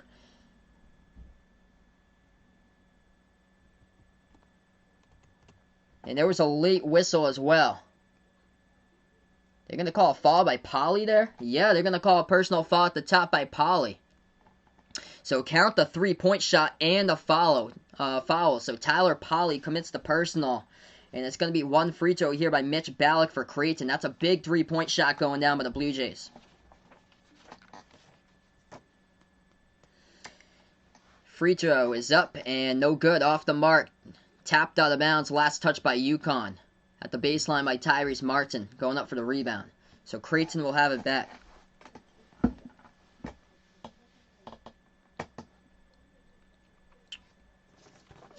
$16-14 left to go. Blue Jays will get the inbound underneath. Zagorowski passes, right corner. 3-point shot, no good, rattled out. Rebound goes right back over to the Huskies. Sanogo with a board. They move it out to the left wing. Jalen Gaffney has it top of the key. Bounce pass inside Sanogo. Left elbow turnaround. He gets it for 2 by the freshman big man. 3-point game. 15:50 left to go. Jumper good for 2. Right back by Creighton. Right at the left elbow. Denzel Mahoney hits it. Mahoney looking good. Leading score for the Blue Jays with 15. 15.5 left to go. UConn at the top of the key with Gaffney. Moves it over to the left wing perimeter. Back out to Martin at the top. Lobs it over, and that ball is going to get deflected here on a foul picked up. It's going to be by Kalkbrenner. The clock will stop. All right, we go to a media timeout now. 15:33 left to go, remaining in the second half. Creighton up by 5, 42-37 here as we'll go on the timeout. Looks like Virginia Tech's kind of coming back in their game, so now we're into the second half of this one. Scoreboard update right now. We'll look at that first here on this timeout. As we take a look at it, other college basketball games, Kansas has come back. They lead it by 1 against Oklahoma, 50-49. Houston up against Temple by 13, 49-36. Syracuse up by 7 against Virginia Tech, 51-44. And Auburn, they blew a 19-point second half lead against Arkansas a couple of days ago, and today they're putting a ton of points on the board, leading South Carolina 72-52 in a game that just has 0 defense. Toledo, big game in the MAC up against Kent State 55-52. Northeastern, perfect in the Colonial, leading James Madison 52-39. At halftime, George Mason up against St. Joseph's 32-24. Arkansas up against Vanderbilt 28-23. Yeah, Alan Breed, he had a big game in the last one for Providence. So he's just going to keep on bringing it this season for Breed. Just got to keep on proving himself in the court. Jared Bynum has been out lately since the first game against Creighton where he got injured there in the first half. He's going to be a game-time decision, I believe, today for Jared Bynum for Providence. Let's see if anything changed here. I'll take a look.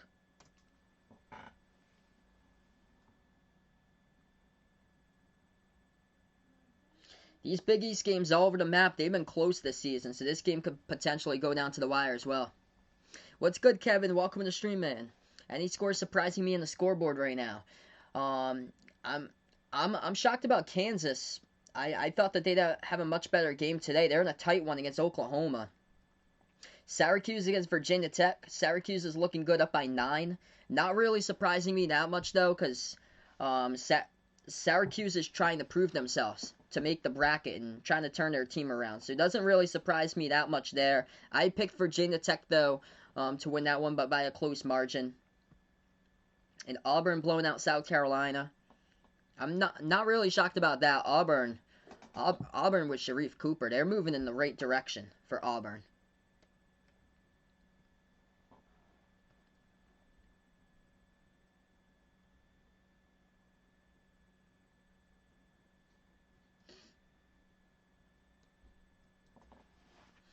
All right, so after the timeout right now, 42-37, 15 and a half left to go.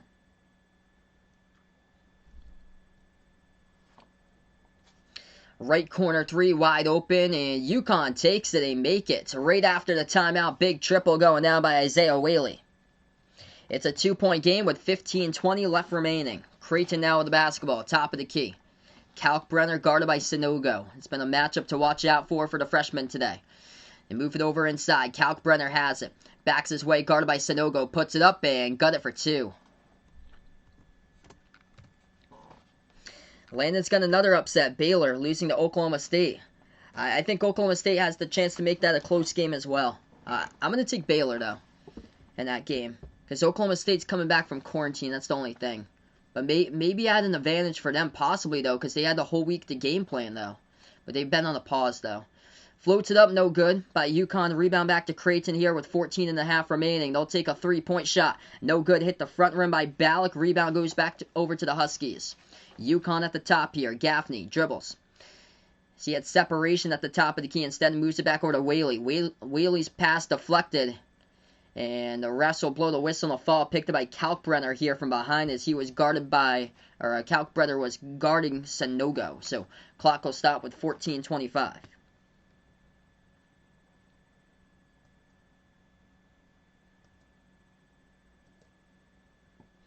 Inbounded by UConn.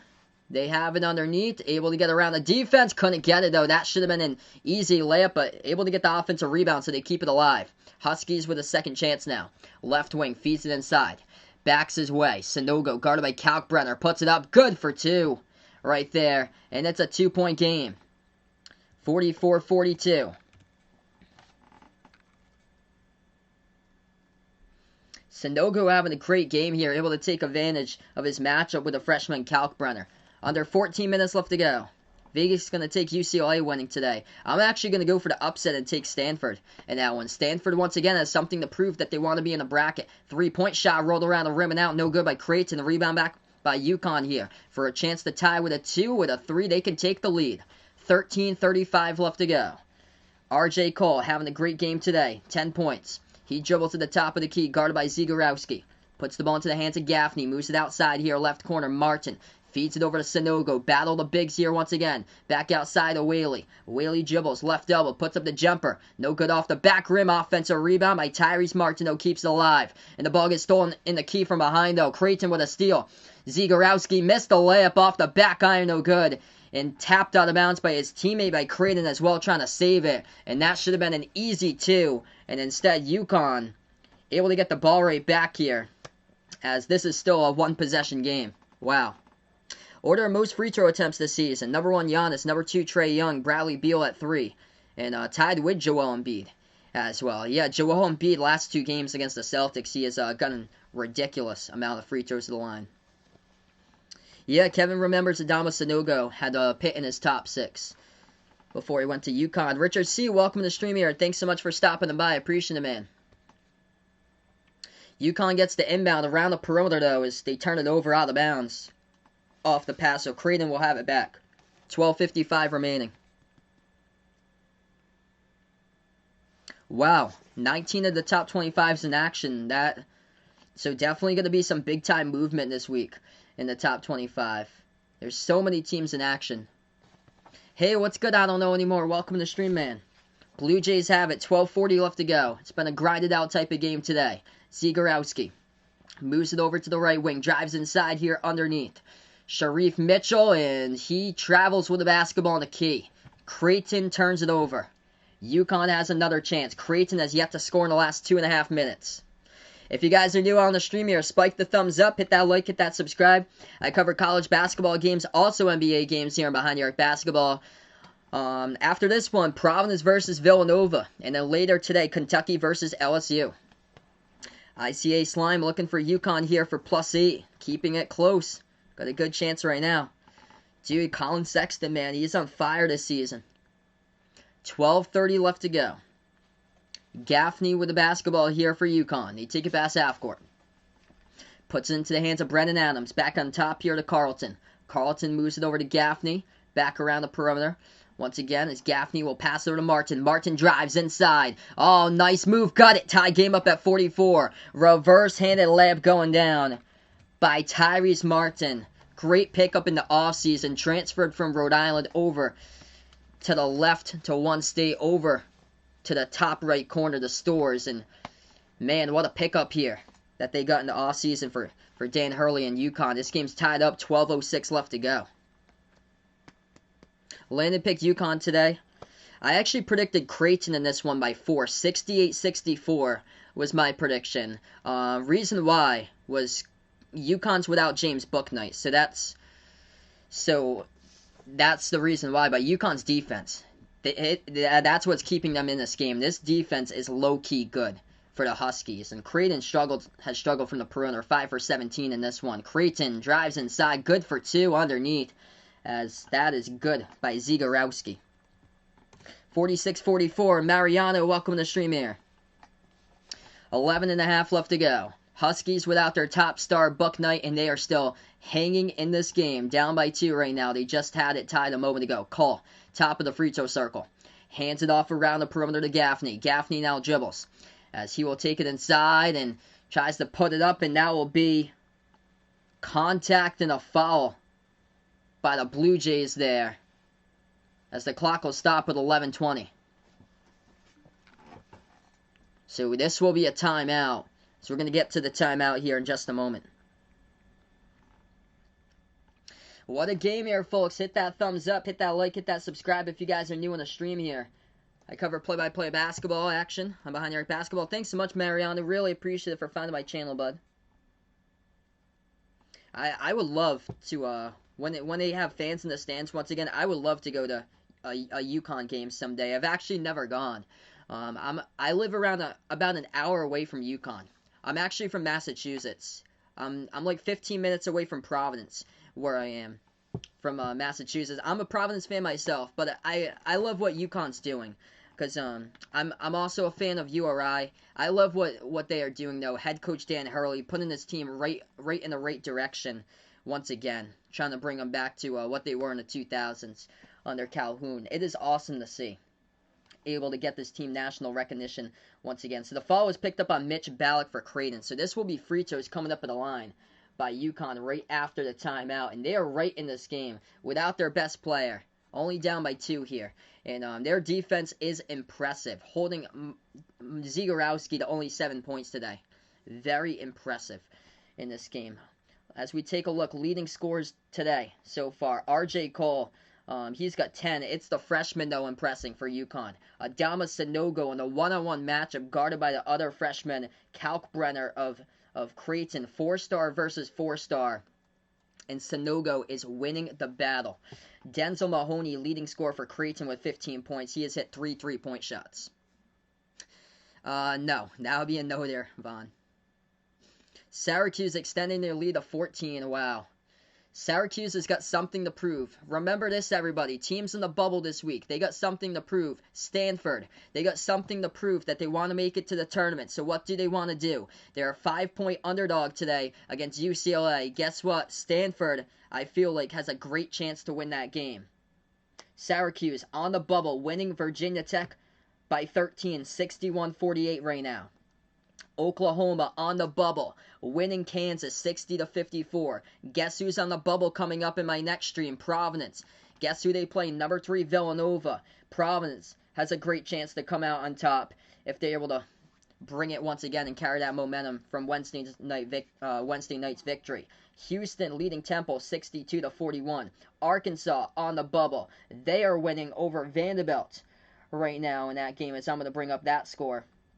Currently 37-29 Arkansas. Bubble teams win against top 10 teams right now. Those teams are desperate. Those teams are going to win against top 10 teams or top 25 teams. Oklahoma State, guess who? They got Baylor coming up number 2. Might be far-fetched. Oklahoma State, though, could make it, possibly they could make it a close game.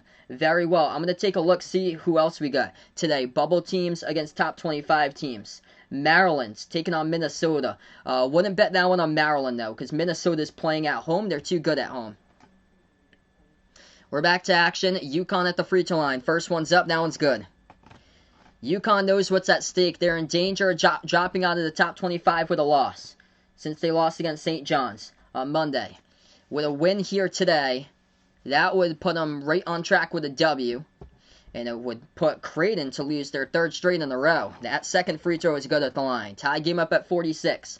11:15 left to go. Florida State, good one to know. Outside the top 25. And they're taking on Clemson and Florida State. I think they're going to hammer Clemson today. 11 minutes left to go. Tie game at 46. Spin move inside. Got it for 2 right there by Christian Bishop in the lane for Creighton. Yep, Duke versus Louisville later today. That's going to be a huge game there, Ant. 10:50 left to go. So welcoming Ant onto the stream here. UConn without their top star, Bouknight, and they've been hanging in this game. Top of the key. Into the hands of Carlton. Hands it off around the perimeter. Cole. Moves it back outside to Gaffney. Gaffney dribbles left baseline. As he'll go step back jumper. No good. Offensive rebound. Martin keeps it alive. And the personal foul picked up underneath. That's going to be by Creighton here. Yeah, Denzel Mahoney picks up the foul. 6th personal by Creighton in the second half. To 4 here by UConn.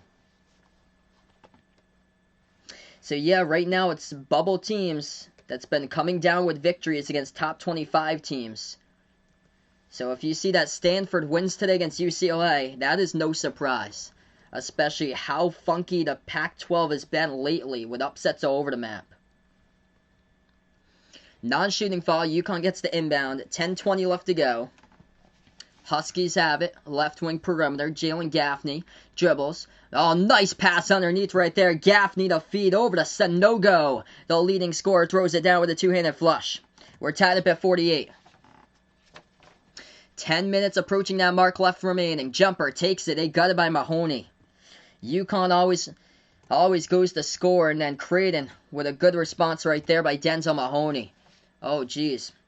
Jalen Gaffney, he is limping right now for Gaffney. As he is still on the court, but he is in obvious pain at the left corner. Yeah, he is limping. He has the basketball in his hands right now, dribbles towards his right. Yeah, he is in some serious pain. UConn still playing. 10 on the shot clock. Gaffney moves it back over to the right wing to Cole. Gaffney, a trooper. He is still out there. He's going to take the jumper. Gaffney, off the mark, no good. Missed it. Tipped around. Fight for the rebound. Who's it out of bounds on? I think it's out of bounds by Sanogo, trying to save that for UConn. Clock will stop with 9:32. A much-needed timeout for UConn to get a substitution in, because Jalen Gaffney was in some obvious pain in the last possession, limping around, and he was the one who was forced up to take the three-point shot as the shot clock expired. Oh, it was before, so the ball was out of bounds actually by Sanogo, but they're not going to put it out of bounds on Sanogo. He was pushed out of bounds. So Creighton picks up their 7th personal foul. That's a costly foul right there for Creighton. They pick up their 7th personal. And it's UConn here in the bonus. So UConn now in the bonus. 1-1. No good. Sanogo missed it at the line. Rebound Bluejays. 9:30 left to go. Wow, Oklahoma up by 7 against Kansas with around 5 minutes left to go. We'll keep you guys posted next time out we go on. We'll give you guys a scoreboard update of what's going on. Creighton dribbles. Underneath. Drive to the bucket. Missed the layup. And there's a foul, though, by UConn. Personal picked up by Sanogo. And it's going to lead to Ferritos coming up here at the line for the Blue Jays. I think number 23, Damian Jefferson. Yeah, Virginia Tech getting upset today. Are you crazy to see that? I don't think it's a much big shocker there, because these bubble teams have been crushing top 25 teams lately. It feels like. So I thought that Virginia Tech would pull it out, but a close game. But I thought that Syracuse would. I wouldn't count them out though, and Syracuse is crushing Virginia Tech now. Let's see, bubble teams versus top 25 teams. Any more upsets today that I can think of that could possibly happen? I'm calling Stanford today over UCLA. So I'm going to hold to that. I'm even going to lock that in. I'm so confident right now myself about that. Let's see. What we got? Not really much in the late time slots. It's just the early games, I think. Yeah. Oh, Georgia Tech. Georgia Tech over Virginia. Yeah, I don't think you're crazy to see that. So I think Georgia Tech's been on a roll. I'm going to go Georgia Tech as well in that one. So I'll go Georgia Tech in that game. Colorado, Washington State. Washington State's playing so-so. I think Colorado is going to bounce back and get that one. Missouri, Tennessee. I think Missouri is going to feel motivated. I think Missouri has the chance to split the series there and feel motivated. Second free throw coming up in the line by Creighton. Oklahoma leading Kansas by 4. 3:40 left to go. 63-59 to score. Syracuse up by 19 over Virginia Tech. 69-50 with just over 6 minutes remaining. That second free throw is good by Creighton. 52-48. 9:10 left to go here. UConn without their star Bouknight, only down by 2 possessions. Approaching 9 minutes remaining. Cole moves it over to the right wing to Martin. Back out to the top here to Carlton. Carlton will hand it off to R.J. Cole. Turns the corner jumper. Free throw circle off the screen. Got it. Right there at the top of the free throw circle. It's a 2-point game. 52-50. Yeah, Colorado's lost to 1-11 Washington. That was a huge oof. Washington's getting better. Washington almost beat UCLA a week ago. So that's why I think UCLA is vulnerable without their star player Chris Smith to lose today against Stanford if all comes together. Floater good for 2 off the offensive rebound there by Marcus Zagorowski. 8:30 remaining. UConn has it. Top of the key, Whaley left all alone. He's going to move it out to Adams. He shoots a 3. No good, missed it. Rebound back to Creighton. Blue Jays now with the basketball with 8:15 left to go. Creighton at the right wing. Shovels it out underneath. Contact and a foul as Kalkbrenner puts it up, and he scores up and in off the glass, and Isaiah Whaley picks up the personal. So that's going to lead to a free throw here by Ryan Kalkbrenner, shooting the and one at the line. Hey, what's good, Ryan? Welcome to the stream, man. His current Final Four: Gonzaga, Alabama, Baylor, and Iowa. He's got right now. I'm going to take, yeah, I've got 3 of those in mind right now. So Gonzaga, Baylor, I've got Alabama. How they've been playing, it's impressive. I got them in the Final Four currently. And then, let's see here. The other one I have in the Final Four right now, that would be, Texas. I got in the Final Four. So Gonzaga, Baylor, Texas, and Alabama. 56-50. Free throw no good at the line by Kalkbrenner. Rebound UConn. Bounce pass with 8 minutes left to go. Sanogo. Spin move. And they're going to call him no turnover. Sanogo underneath traveled with it as he went spin move, tried to get a clear lane. And the ball will go right back over to Creighton in the timeout, taken with 7:57. What's good, Pats Nation Sports Talk? Welcome to the stream, man. Hope all is going well, brother. Glad to have you out here once again.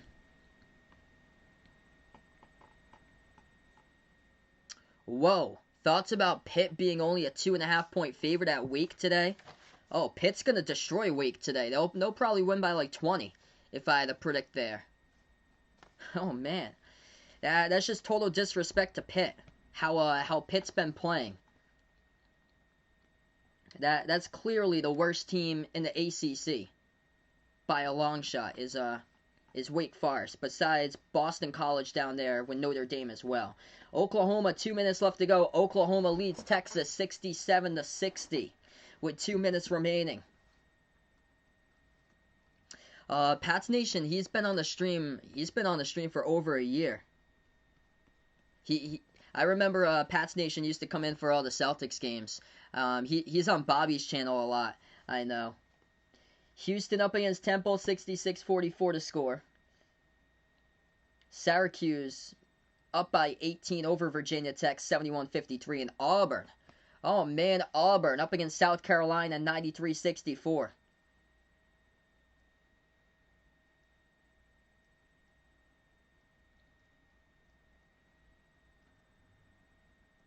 Oh, yeah. Oklahoma up against Kansas, 67-63. Yeah. So, yeah, Oklahoma by 4 over Kansas. Yeah, not Texas.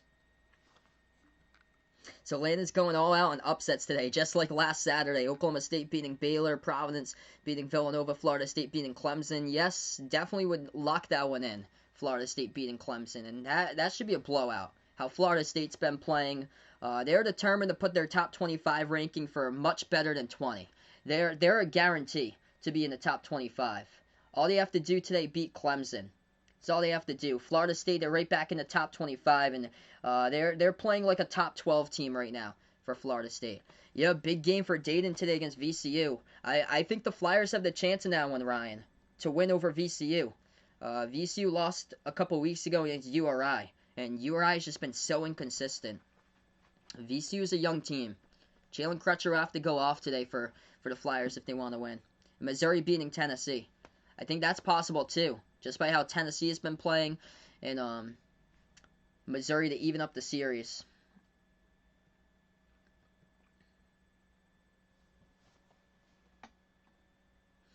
Tight game in the MAC here for the top 2 teams in the MAC. Toledo up against Kent State, 74-69.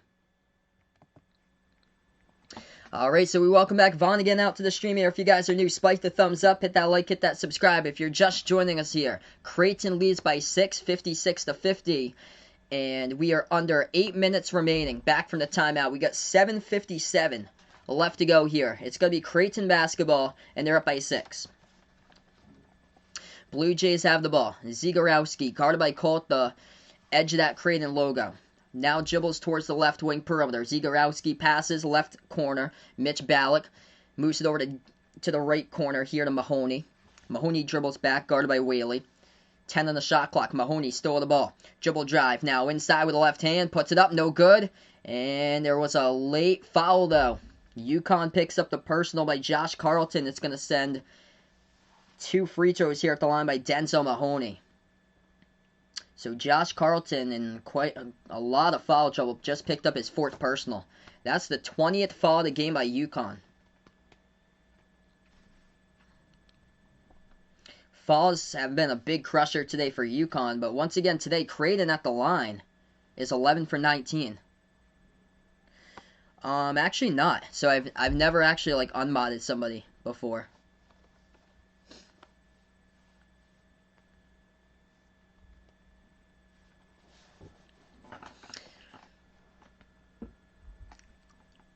First free throw was no good. Second one at the line was good. One for two that trip by the Blue Jays, and it's a 7-point lead. UConn hands it off around the perimeter. Ball out the right wing to Cole. Dribbles towards the left wing as he is double teamed. RJ Cole now has it. 7:15 left to go. Cole still double teamed. Bounce past the left wing. Open. Shot fake. Whaley.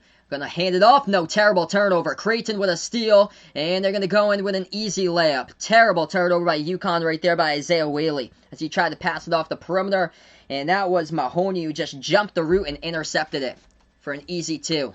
Timeout here by Dan Hurley. 59-50 to score with 7 minutes left to go. 7-zip run by Creighton. The Big East's been full of a lot of tight games. And this one, Creighton by 9. That was a terrible turnover. Yeah, Jack loves these close games.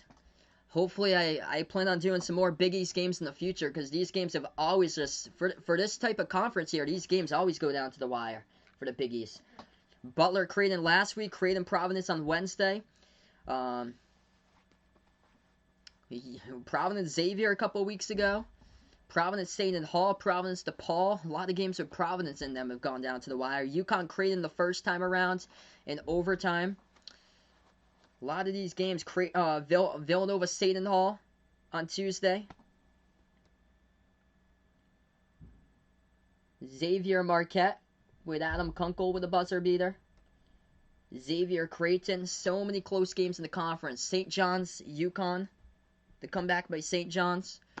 Man. St. John's, Marquette a week ago. So many close games. So tight here in the Big East to determine the standings. Georgetown, Marquette.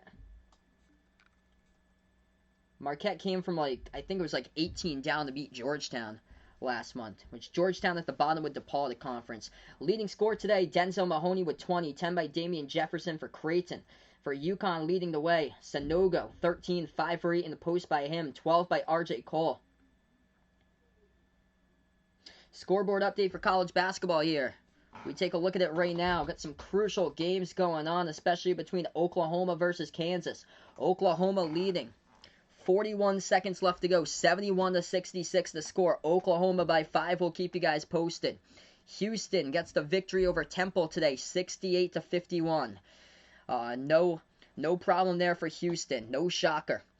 Syracuse gonna destroy Virginia Tech, 78-55 in the final minute 40.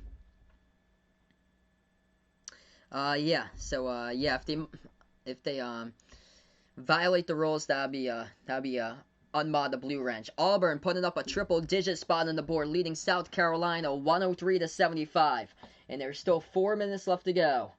Toledo in a tight game once again on another Saturday, up against Kent State in the MAC, 74-73. Toledo leads the conference, 7-1 in the MAC. They lost by 3 against Xavier in non-conference play, and Toledo with a record of 12-4, going up against Kent State, which forced overtime against Virginia. Northeastern leaders in the Colonial up against James Madison, 72-59. So, of course, the big one, we'll keep you guys posted on Kansas versus Oklahoma. Here we go back to action. 6:50 left to go. UConn trailing by 9 to get the basketball. They have it at the left baseline. Backs his way. Sanogo puts it up, no good.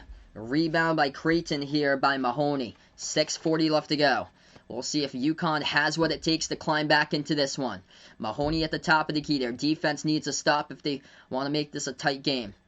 At the top with Zagorowski, guarded by Cole. Separation. Gets it for the first time today. Drills it by Marcus Zagorowski as RJ Cole. He was completely fooled right there. He thought that Zagorowski was going to take a dribble drive inside. And instead, Zagorowski put the 3-ball right on him at the top of the key and knocked it down. That's a dagger there. The largest lead for Creighton by 12. UConn bounce pass to the left wing as they have it. Moves it back over to the top to Cole. Over to Tyrese Martin with 6 minutes left to go. Hands it off to Cole. Cole with just under 6 here. 4 in a shot clock. Cole double team. Back out Whaley. Open 3. Takes it. No good. Oh, it got it. Wow, it stood still on the back iron right there. Got a dead bounce and able to drop down. Wow. Big 3-point shot. Says thank you to the back rim right there for UConn. 5:40 left to go. Creighton has it. Zegarowski moves it back over to the left wing. Jefferson. Pass over to Kalkbrenner, guarded by Sanogo. Back outside. Catch and shoot 3. Zegarowski off the mark. Great defense there by UConn. A rebound goes to the Huskies as well. Martin moves it back in transition. Left wing open 3. Takes it. Makes it. Brennan Adams from the perimeter. We got ourselves a game. 62-56. Dan Hurley's squad fighting. Grinding. 5:15 left to go. Ball game here. We got a good one. Close to my prediction. I actually predicted Creighton 68-64. This is kind of close here. We'll see. 5:15 left to go. Oh, man, what a game. So we go on a timeout. Timeout taken by the Blue Jays. If you guys are new, spike the thumbs up. Hit that like, hit that subscribe. Right after this one, Providence versus Villanova. We got some final scores that I updated a couple minutes ago. So Houston over Temple, 68-51. No shocker there. Syracuse, that game has gone final. Knocking down number 16 ranked Virginia Tech, 78-60. Oh, we're going to see it a lot today. Bubble teams beating top 25 teams. I wouldn't be shocked if Stanford beats UCLA. Wouldn't be shocked later today for more upsets. Of course.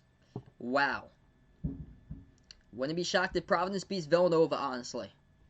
Oklahoma leading Kansas, 20 seconds left to go. 74-68. Auburn up against South Carolina, 103-75. Sharif Cooper has completely changed the Tigers. Okay, we get back after the timeout. 6-point game. 5 minutes as we approach the mark remaining here in Creighton. Blue Jays have it with the basketball. Zegarowski. At the top, guarded by Cole. Moves it over to the left wing perimeter. Ballack dribbles now. On his man, turnaround over Gaffney. Gutted the fall on the key. That's good for 2. Oklahoma on the bubble has beaten Kansas. 75-68 the final. What a victory for Oklahoma. Creighton by 8. Gaffney now with the basketball. Yeah, I remember that. Pat's Nation here from New Haven. Glad to have you in the stream once again, man. 4.5 left to go. UConn at the top. They dribble with Adams. Back outside to Cole. Cole hands it off to Whaley. Whaley back out to Adams. Bounce pass Whaley. Right baseline jumper. No good. He missed it off the mark. Rebound Blue Jays. 4:20 left to go. Creighton leaves it over. Zegarowski left baseline dribble. Too easy. As he dribbles left baseline. Easy layup there by Marcus Zegarowski. Creighton by 10. 4 minutes as we approach it. Left to go here. UConn ball. Top of the key. RJ Cole. Hands it off to Whaley around the perimeter. Back out to Gaffney. Gaffney back out to the top here to Cole. Cole separation. Takes the 3 over. Zegarowski no good. Rattled out. Rebound Creighton. Christian Bishop comes down with a board. 3:50 left remaining. Blue Jays basketball. At the top, ball poked. It's loose on the ground. In the backcourt here, UConn comes late to try to force a tie-up. And it's going to be a timeout by Creighton. They landed on it first. Clock will stop with 3:46. Mitch Ballack had his ball poked loose in the backcourt by Isaiah Whaley, but Ballack able to land on it and call a timeout right before 2 UConn defenders were in his face. So we take a timeout once again in this one here. What a game, folks. UConn, remember this, they're without their leading scorer, James Bouknight, in this game, but they've fought hard all game long, and this is against a Creighton team who came into this game losing their last 2 straight games. If you guys are new in the stream here, spike the thumbs up, hit that like, hit that subscribe. I cover basketball games, college basketball games, NBA games here on Behind the Arc Basketball. We've got 3:41 left to go in a media timeout.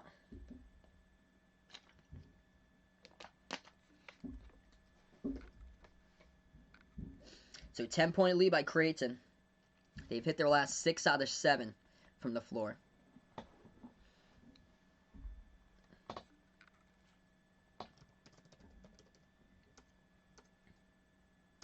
Derelick and VMI on the line, it looks like, against Mercer today. That game tips off right now, so he's got them as well.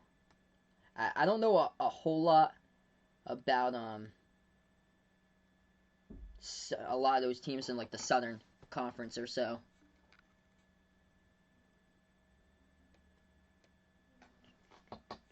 Man, so there's going to be a bunch of upsets today. Just another regular Saturday in college basketball, right? We already had one. Syracuse over Virginia Tech, 78-60. We got another one, Oklahoma over Kansas, 75-68. I'll say this, I'll say it throughout the remaining weeks until the NCAA tournament. Teams are motivated when they are on the bubble. They are hungry to get victories against top 25 teams. The rankings don't mean anything right now. They're not a great resemblance. And Oklahoma State has that chance to possibly knock off Baylor, as that game will tip off in about a minute from now.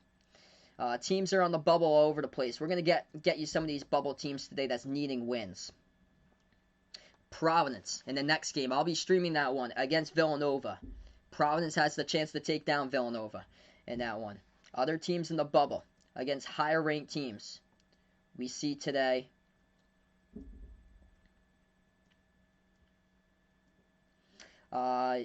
Stanford over UCLA. That's another game.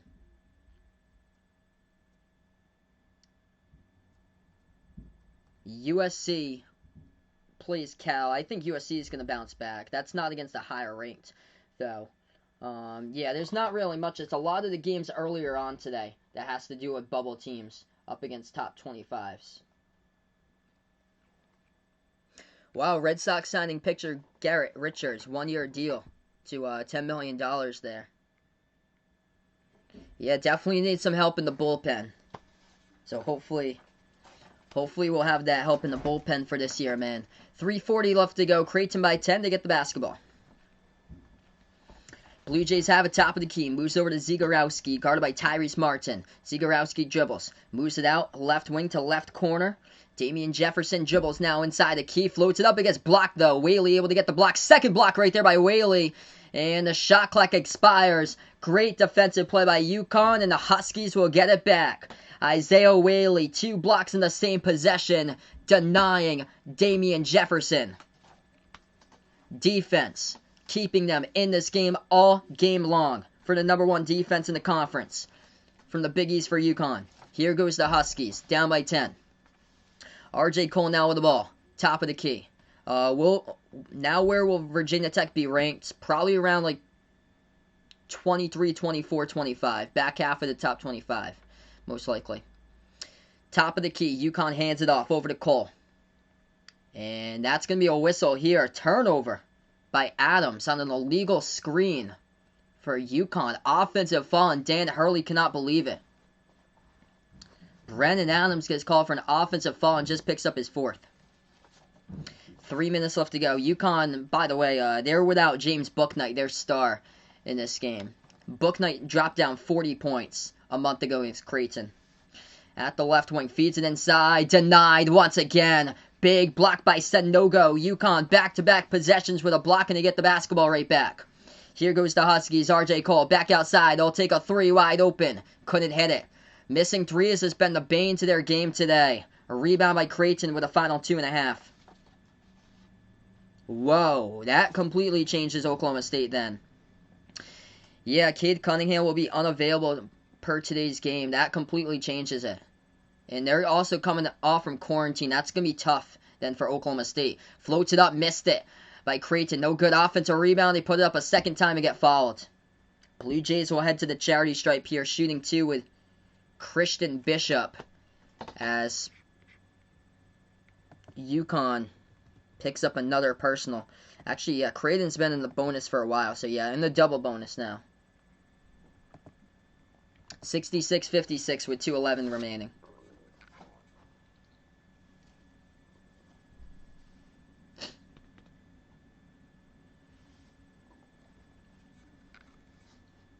Quite a bit of foul trouble in this game. Sanogo is out. He just fouled out. Josh Carlton with 4. Brendan Adams with 4 for UConn. Polly with 3 personals. And for UConn, or for Creighton, 4 personal fouls picked up by Christian Bishop, as he's the one shooting 2 free throws at the line. And Mitch Ballack with 3. First shot. Got it. 67-56. 2:09 left to go. UConn on a scoring drought that they haven't scored a single buck in the last 3 minutes. Second free throw got it. The largest lead once again today for Creighton, up by 12. UConn brought it to 6, but then Creighton got on the run themselves once again. 6-zip run in the last 2.5 minutes. UConn with the basketball. Right wing perimeter Cole. He dribbles. Gets the handoff once again from Whaley. Cole will now drive inside, circles the bucket, moves it back over to Martin. Wide open three, catch and shoot, takes it, makes it. Tyrese Martin, money from the perimeter. It's now a 9-point game. 1:45 left to go. Creighton takes the pass half court. Zagorowski moves it over, right wing perimeter. Passes over to the top of the key here for the Blue Jays. Into the hands of Bishop. Bishop double team now. Gonna move it over to Mahoney. Mahoney flings it back over to the left corner. 14 on the shot clock. 1:30 left to go. Lobs it over the top. Catches it. And that's going to be a UConn foul. Just a height advantage right there. RJ Cole, 6'1", picks up the personal, guarding the entry pass right there into the lane. As that was number 13 for Creighton, 6'7", Christian Bishop. So Bishop here to the double bonus once again. Just won a perfect 2 for 2 at the line. First one, no good. Missed it for Creighton. Hey, what's good, Diamond McCrab? Yeah, it's too bad. If they had book night, they would have a much better chance to knock them off today. If they had book night. 69-59, final minute 30 remaining. UConn with the basketball. They dribble around the perimeter. They're tight there, almost to that half-court line. And Christian Bishop tried to crowd, and he bumped right in to RJ Cole. And that's going to be Cole going to the free throw line, and Bishop is fouled out. He picks up his 5th. So Christian Bishop, 5 personal fouls, now out of the game here for Creighton. Will LSU be ranked next week? No, because they got destroyed against Alabama. Let's see who's going to be ranked next week. Florida State, a definite. So Florida State, a definite. If they're able to beat Clemson, that helps out a ton, because that just automatically takes out Clemson. So Florida State in there. Louisville did no favors to themselves since they lost against Florida State. Colorado did no favors to themselves, losing against Washington. Oklahoma State can be ranked with a win today against Baylor. Then Florida State receiving votes, they should definitely be ranked. All they have to do is do their job. Free throw, no good. That's a crusher for UConn. They missed it. Rebound, Creighton. Here they go. They put pressure in the backcourt. Creighton able to take it past half court, though. 1:13 left to go. They move it over to the right wing, and UConn going to pick up a personal foul. Bill lost Kansas, won Creighton here. Put 500 on Providence and VMI. Got your fingers crossed, man, about that one. Hopefully Providence is able to put that one to a close game today against Villanova. This game was close until Creighton's been able to close it out. USC. See, I'm not sure about any of these teams. Drake. Boise State, I feel like, has the best chance to be ranked out of these group of teams that's receiving votes this week. Louisville, Colorado, Oklahoma State, USC, besides Florida State. USC, Duke, Drake, LSU, Xavier, Belmont. Xavier's on a pause. Michigan State, Toledo, Purdue, Utah State. Creighton perfect 2 for 2 at the line. They're up by 12. Yes, I think LSU is going to bounce back today and crush Kentucky. I've got LSU winning 82-65. That's a total mismatch, I feel like, for Kentucky. They're going to have to slow down the basketball today and not turn it over. Because LSU is top 10 in the nation in steals per game. And LSU is also top 15 in the country in scoring.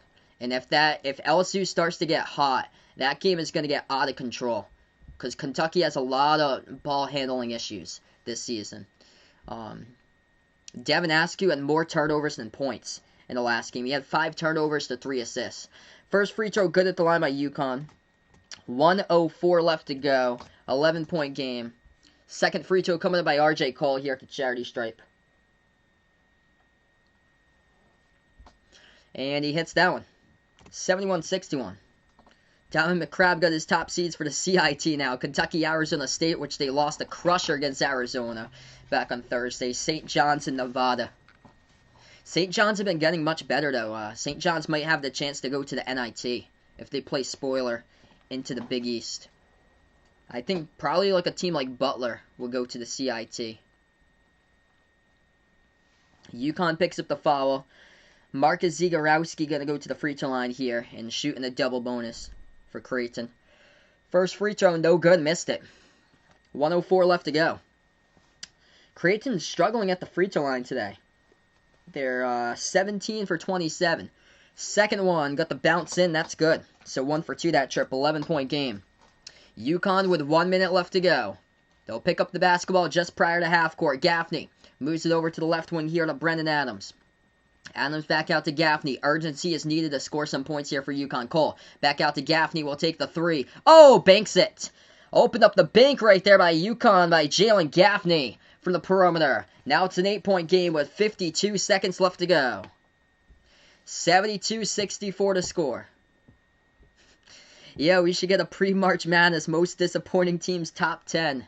As we go into a timeout, 52 seconds remaining. Dan Hurley takes the timeout with 1 timeout remaining. I definitely want to do like once again after the season. So for disappointing teams, surprising teams, improved teams, once again.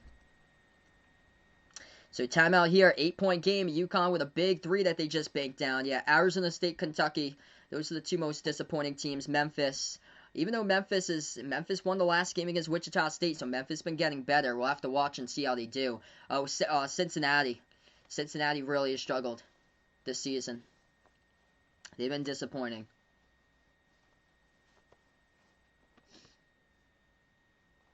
South Carolina really disappointing this season as they're going to suffer a big L against Auburn. Auburn scored over 100 against South Carolina today. Oklahoma State leading Baylor 6-5 in the early stages. 72-64. Inbound here by Creighton. Double team at the half court by UConn. Creighton still not past half court. They're able to pass it right there with that pass. Off the double team. Oh, just wide open. Leads to an... Before that, Wise foul. Picked up by UConn. Wise foul there. Clock will start with 45. That would have been an easy layup if Creighton had been able to break that double team without the foul. Instead, UConn picks up a Wise foul. It's going to send 2 free throws to the line. First one, no good. Missed it. That's been the bane for Creighton today in this game. Damian Jefferson shooting 2. Like every single trip lately, they've gone 1 for 2 at the free throw line. Tyrese Martin will now check out of the game for UConn. 45 seconds left to go. Second free throw, got it. 9-point game. 73-64, 45 seconds left to go. Daniel, welcome to the stream here. Yeah, we'll have to monitor that very closely here in the final 40 seconds. UConn at the left corner. Oh, able to break it. Cole. Oh, you should have laid it up and in, man. Instead, he passed it back outside. Too much time here. Back out. Cole. Shot fake. He dribbles now. Makes his move inside. A layup. No. Missed it. Put back. Good for 2. Way too much time off the clock for UConn, though. RJ Cole had a clear path to the bucket at the left baseline dribble. All he had to do was lay it up and in with like 38 seconds left to go. Instead, he circled around the rim and 11 more seconds went off the clock and now it's 27 seconds remaining. 73-66. 27 seconds left to go and a timeout taken by UConn. They are out of timeouts. Creighton down to 1 timeout. Wow, in the preseason, Donovan McCrabb had a Gonzaga versus Arizona State. Arizona State just did not have a front court, so that's what happened there. That's why they're losing games. They lost that game against Arizona because Arizona completely got positioned inside and nobody guarded the game winner by Arizona inside off the offensive rebounds. 73-66. 27 seconds left to go. Creighton is 19 for 30 today at the charity stripe, so right now in the timeout. Feel free to stop on by for the next game, Providence versus Villanova. In about 15 minutes from now as we'll be on the play-by-play.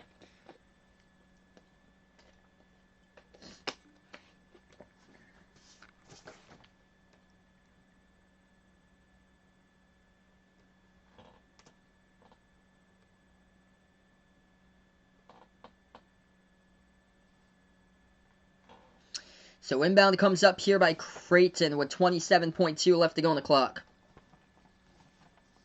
7-point game. Inbound coming up by Creighton. They put it here on a double team. UConn still not going to follow. 23 seconds right at half court. Double team here. Able to break it. Creighton now at the left baseline. Too much time going off the clock for UConn. They pick up the personal with 18.6. So Creighton will go back to the free throw line here. Double bonus and shoot 2 with 18.6 seconds remaining.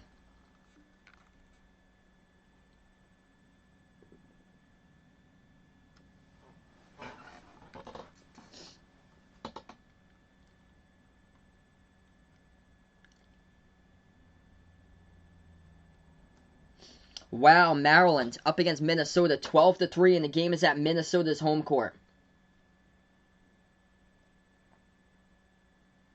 North Carolina in progress up against NC State 14-9. Auburn destroyed South Carolina. Hopefully you took the over for that one. 109-86, the final.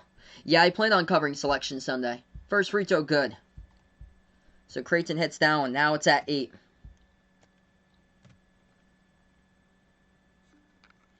Second free throw here by Kalkbrenner, the freshman. 64.7% at the line. Missed that one. 1 for 2. Another trip here by Creighton. A rebound UConn. 15 seconds left to go. They dribble at the right wing. Deep 3 from way outside. Gaffney, no good. Missed it. Tipped up in the air. Offensive rebound. UConn has it. 6 seconds. At the right wing, Adams takes the 3. Hit the front rim. Offensive rebound mid-range. And no good, rattled out, and it's even on the line. 74-66 the final for this one. UConn had 3 chances there to hit a shot, and they could not. All 3 of them rattled out. That should have been an easy jumper they should have made as the time right before the time expired. And this game has gone final. 8-point victory by Creighton. And this one, 74-66. Disappointing for UConn without James Bouknight, but Creighton bounced back game after going 0-2 in their last 2 games, lost against Butler and Providence. Okay, we'll be back with Providence versus Villanova 13 minutes from now. Feel free to stop on by for the next stream if you guys would like. Before I sign off, spike the thumbs up, hit that like, hit that subscribe, and ring that notification bell as well as I cover play-by-play basketball. Before I sign off here, folks, I want to thank my members here out on the stream. As well, got Jack, Jason, the sports expert, Warren, and Aaron here, the 5 members out on the stream here. And brutal. All the missed free throws by Creighton here on the line. If you took Creighton, they went 20 for 32 at the free throw line. They missed 12 free throws by Creighton in this game, where UConn went 13 for 15 at the charity stripe. They went like 1 for 2, like every single trip down within like the final 5 minutes. They went like 1 for 2. We'll be back in about 12 minutes from now. Providence versus Villanova in the next game. Thanks so much, everybody. Enjoy the rest of your Saturday.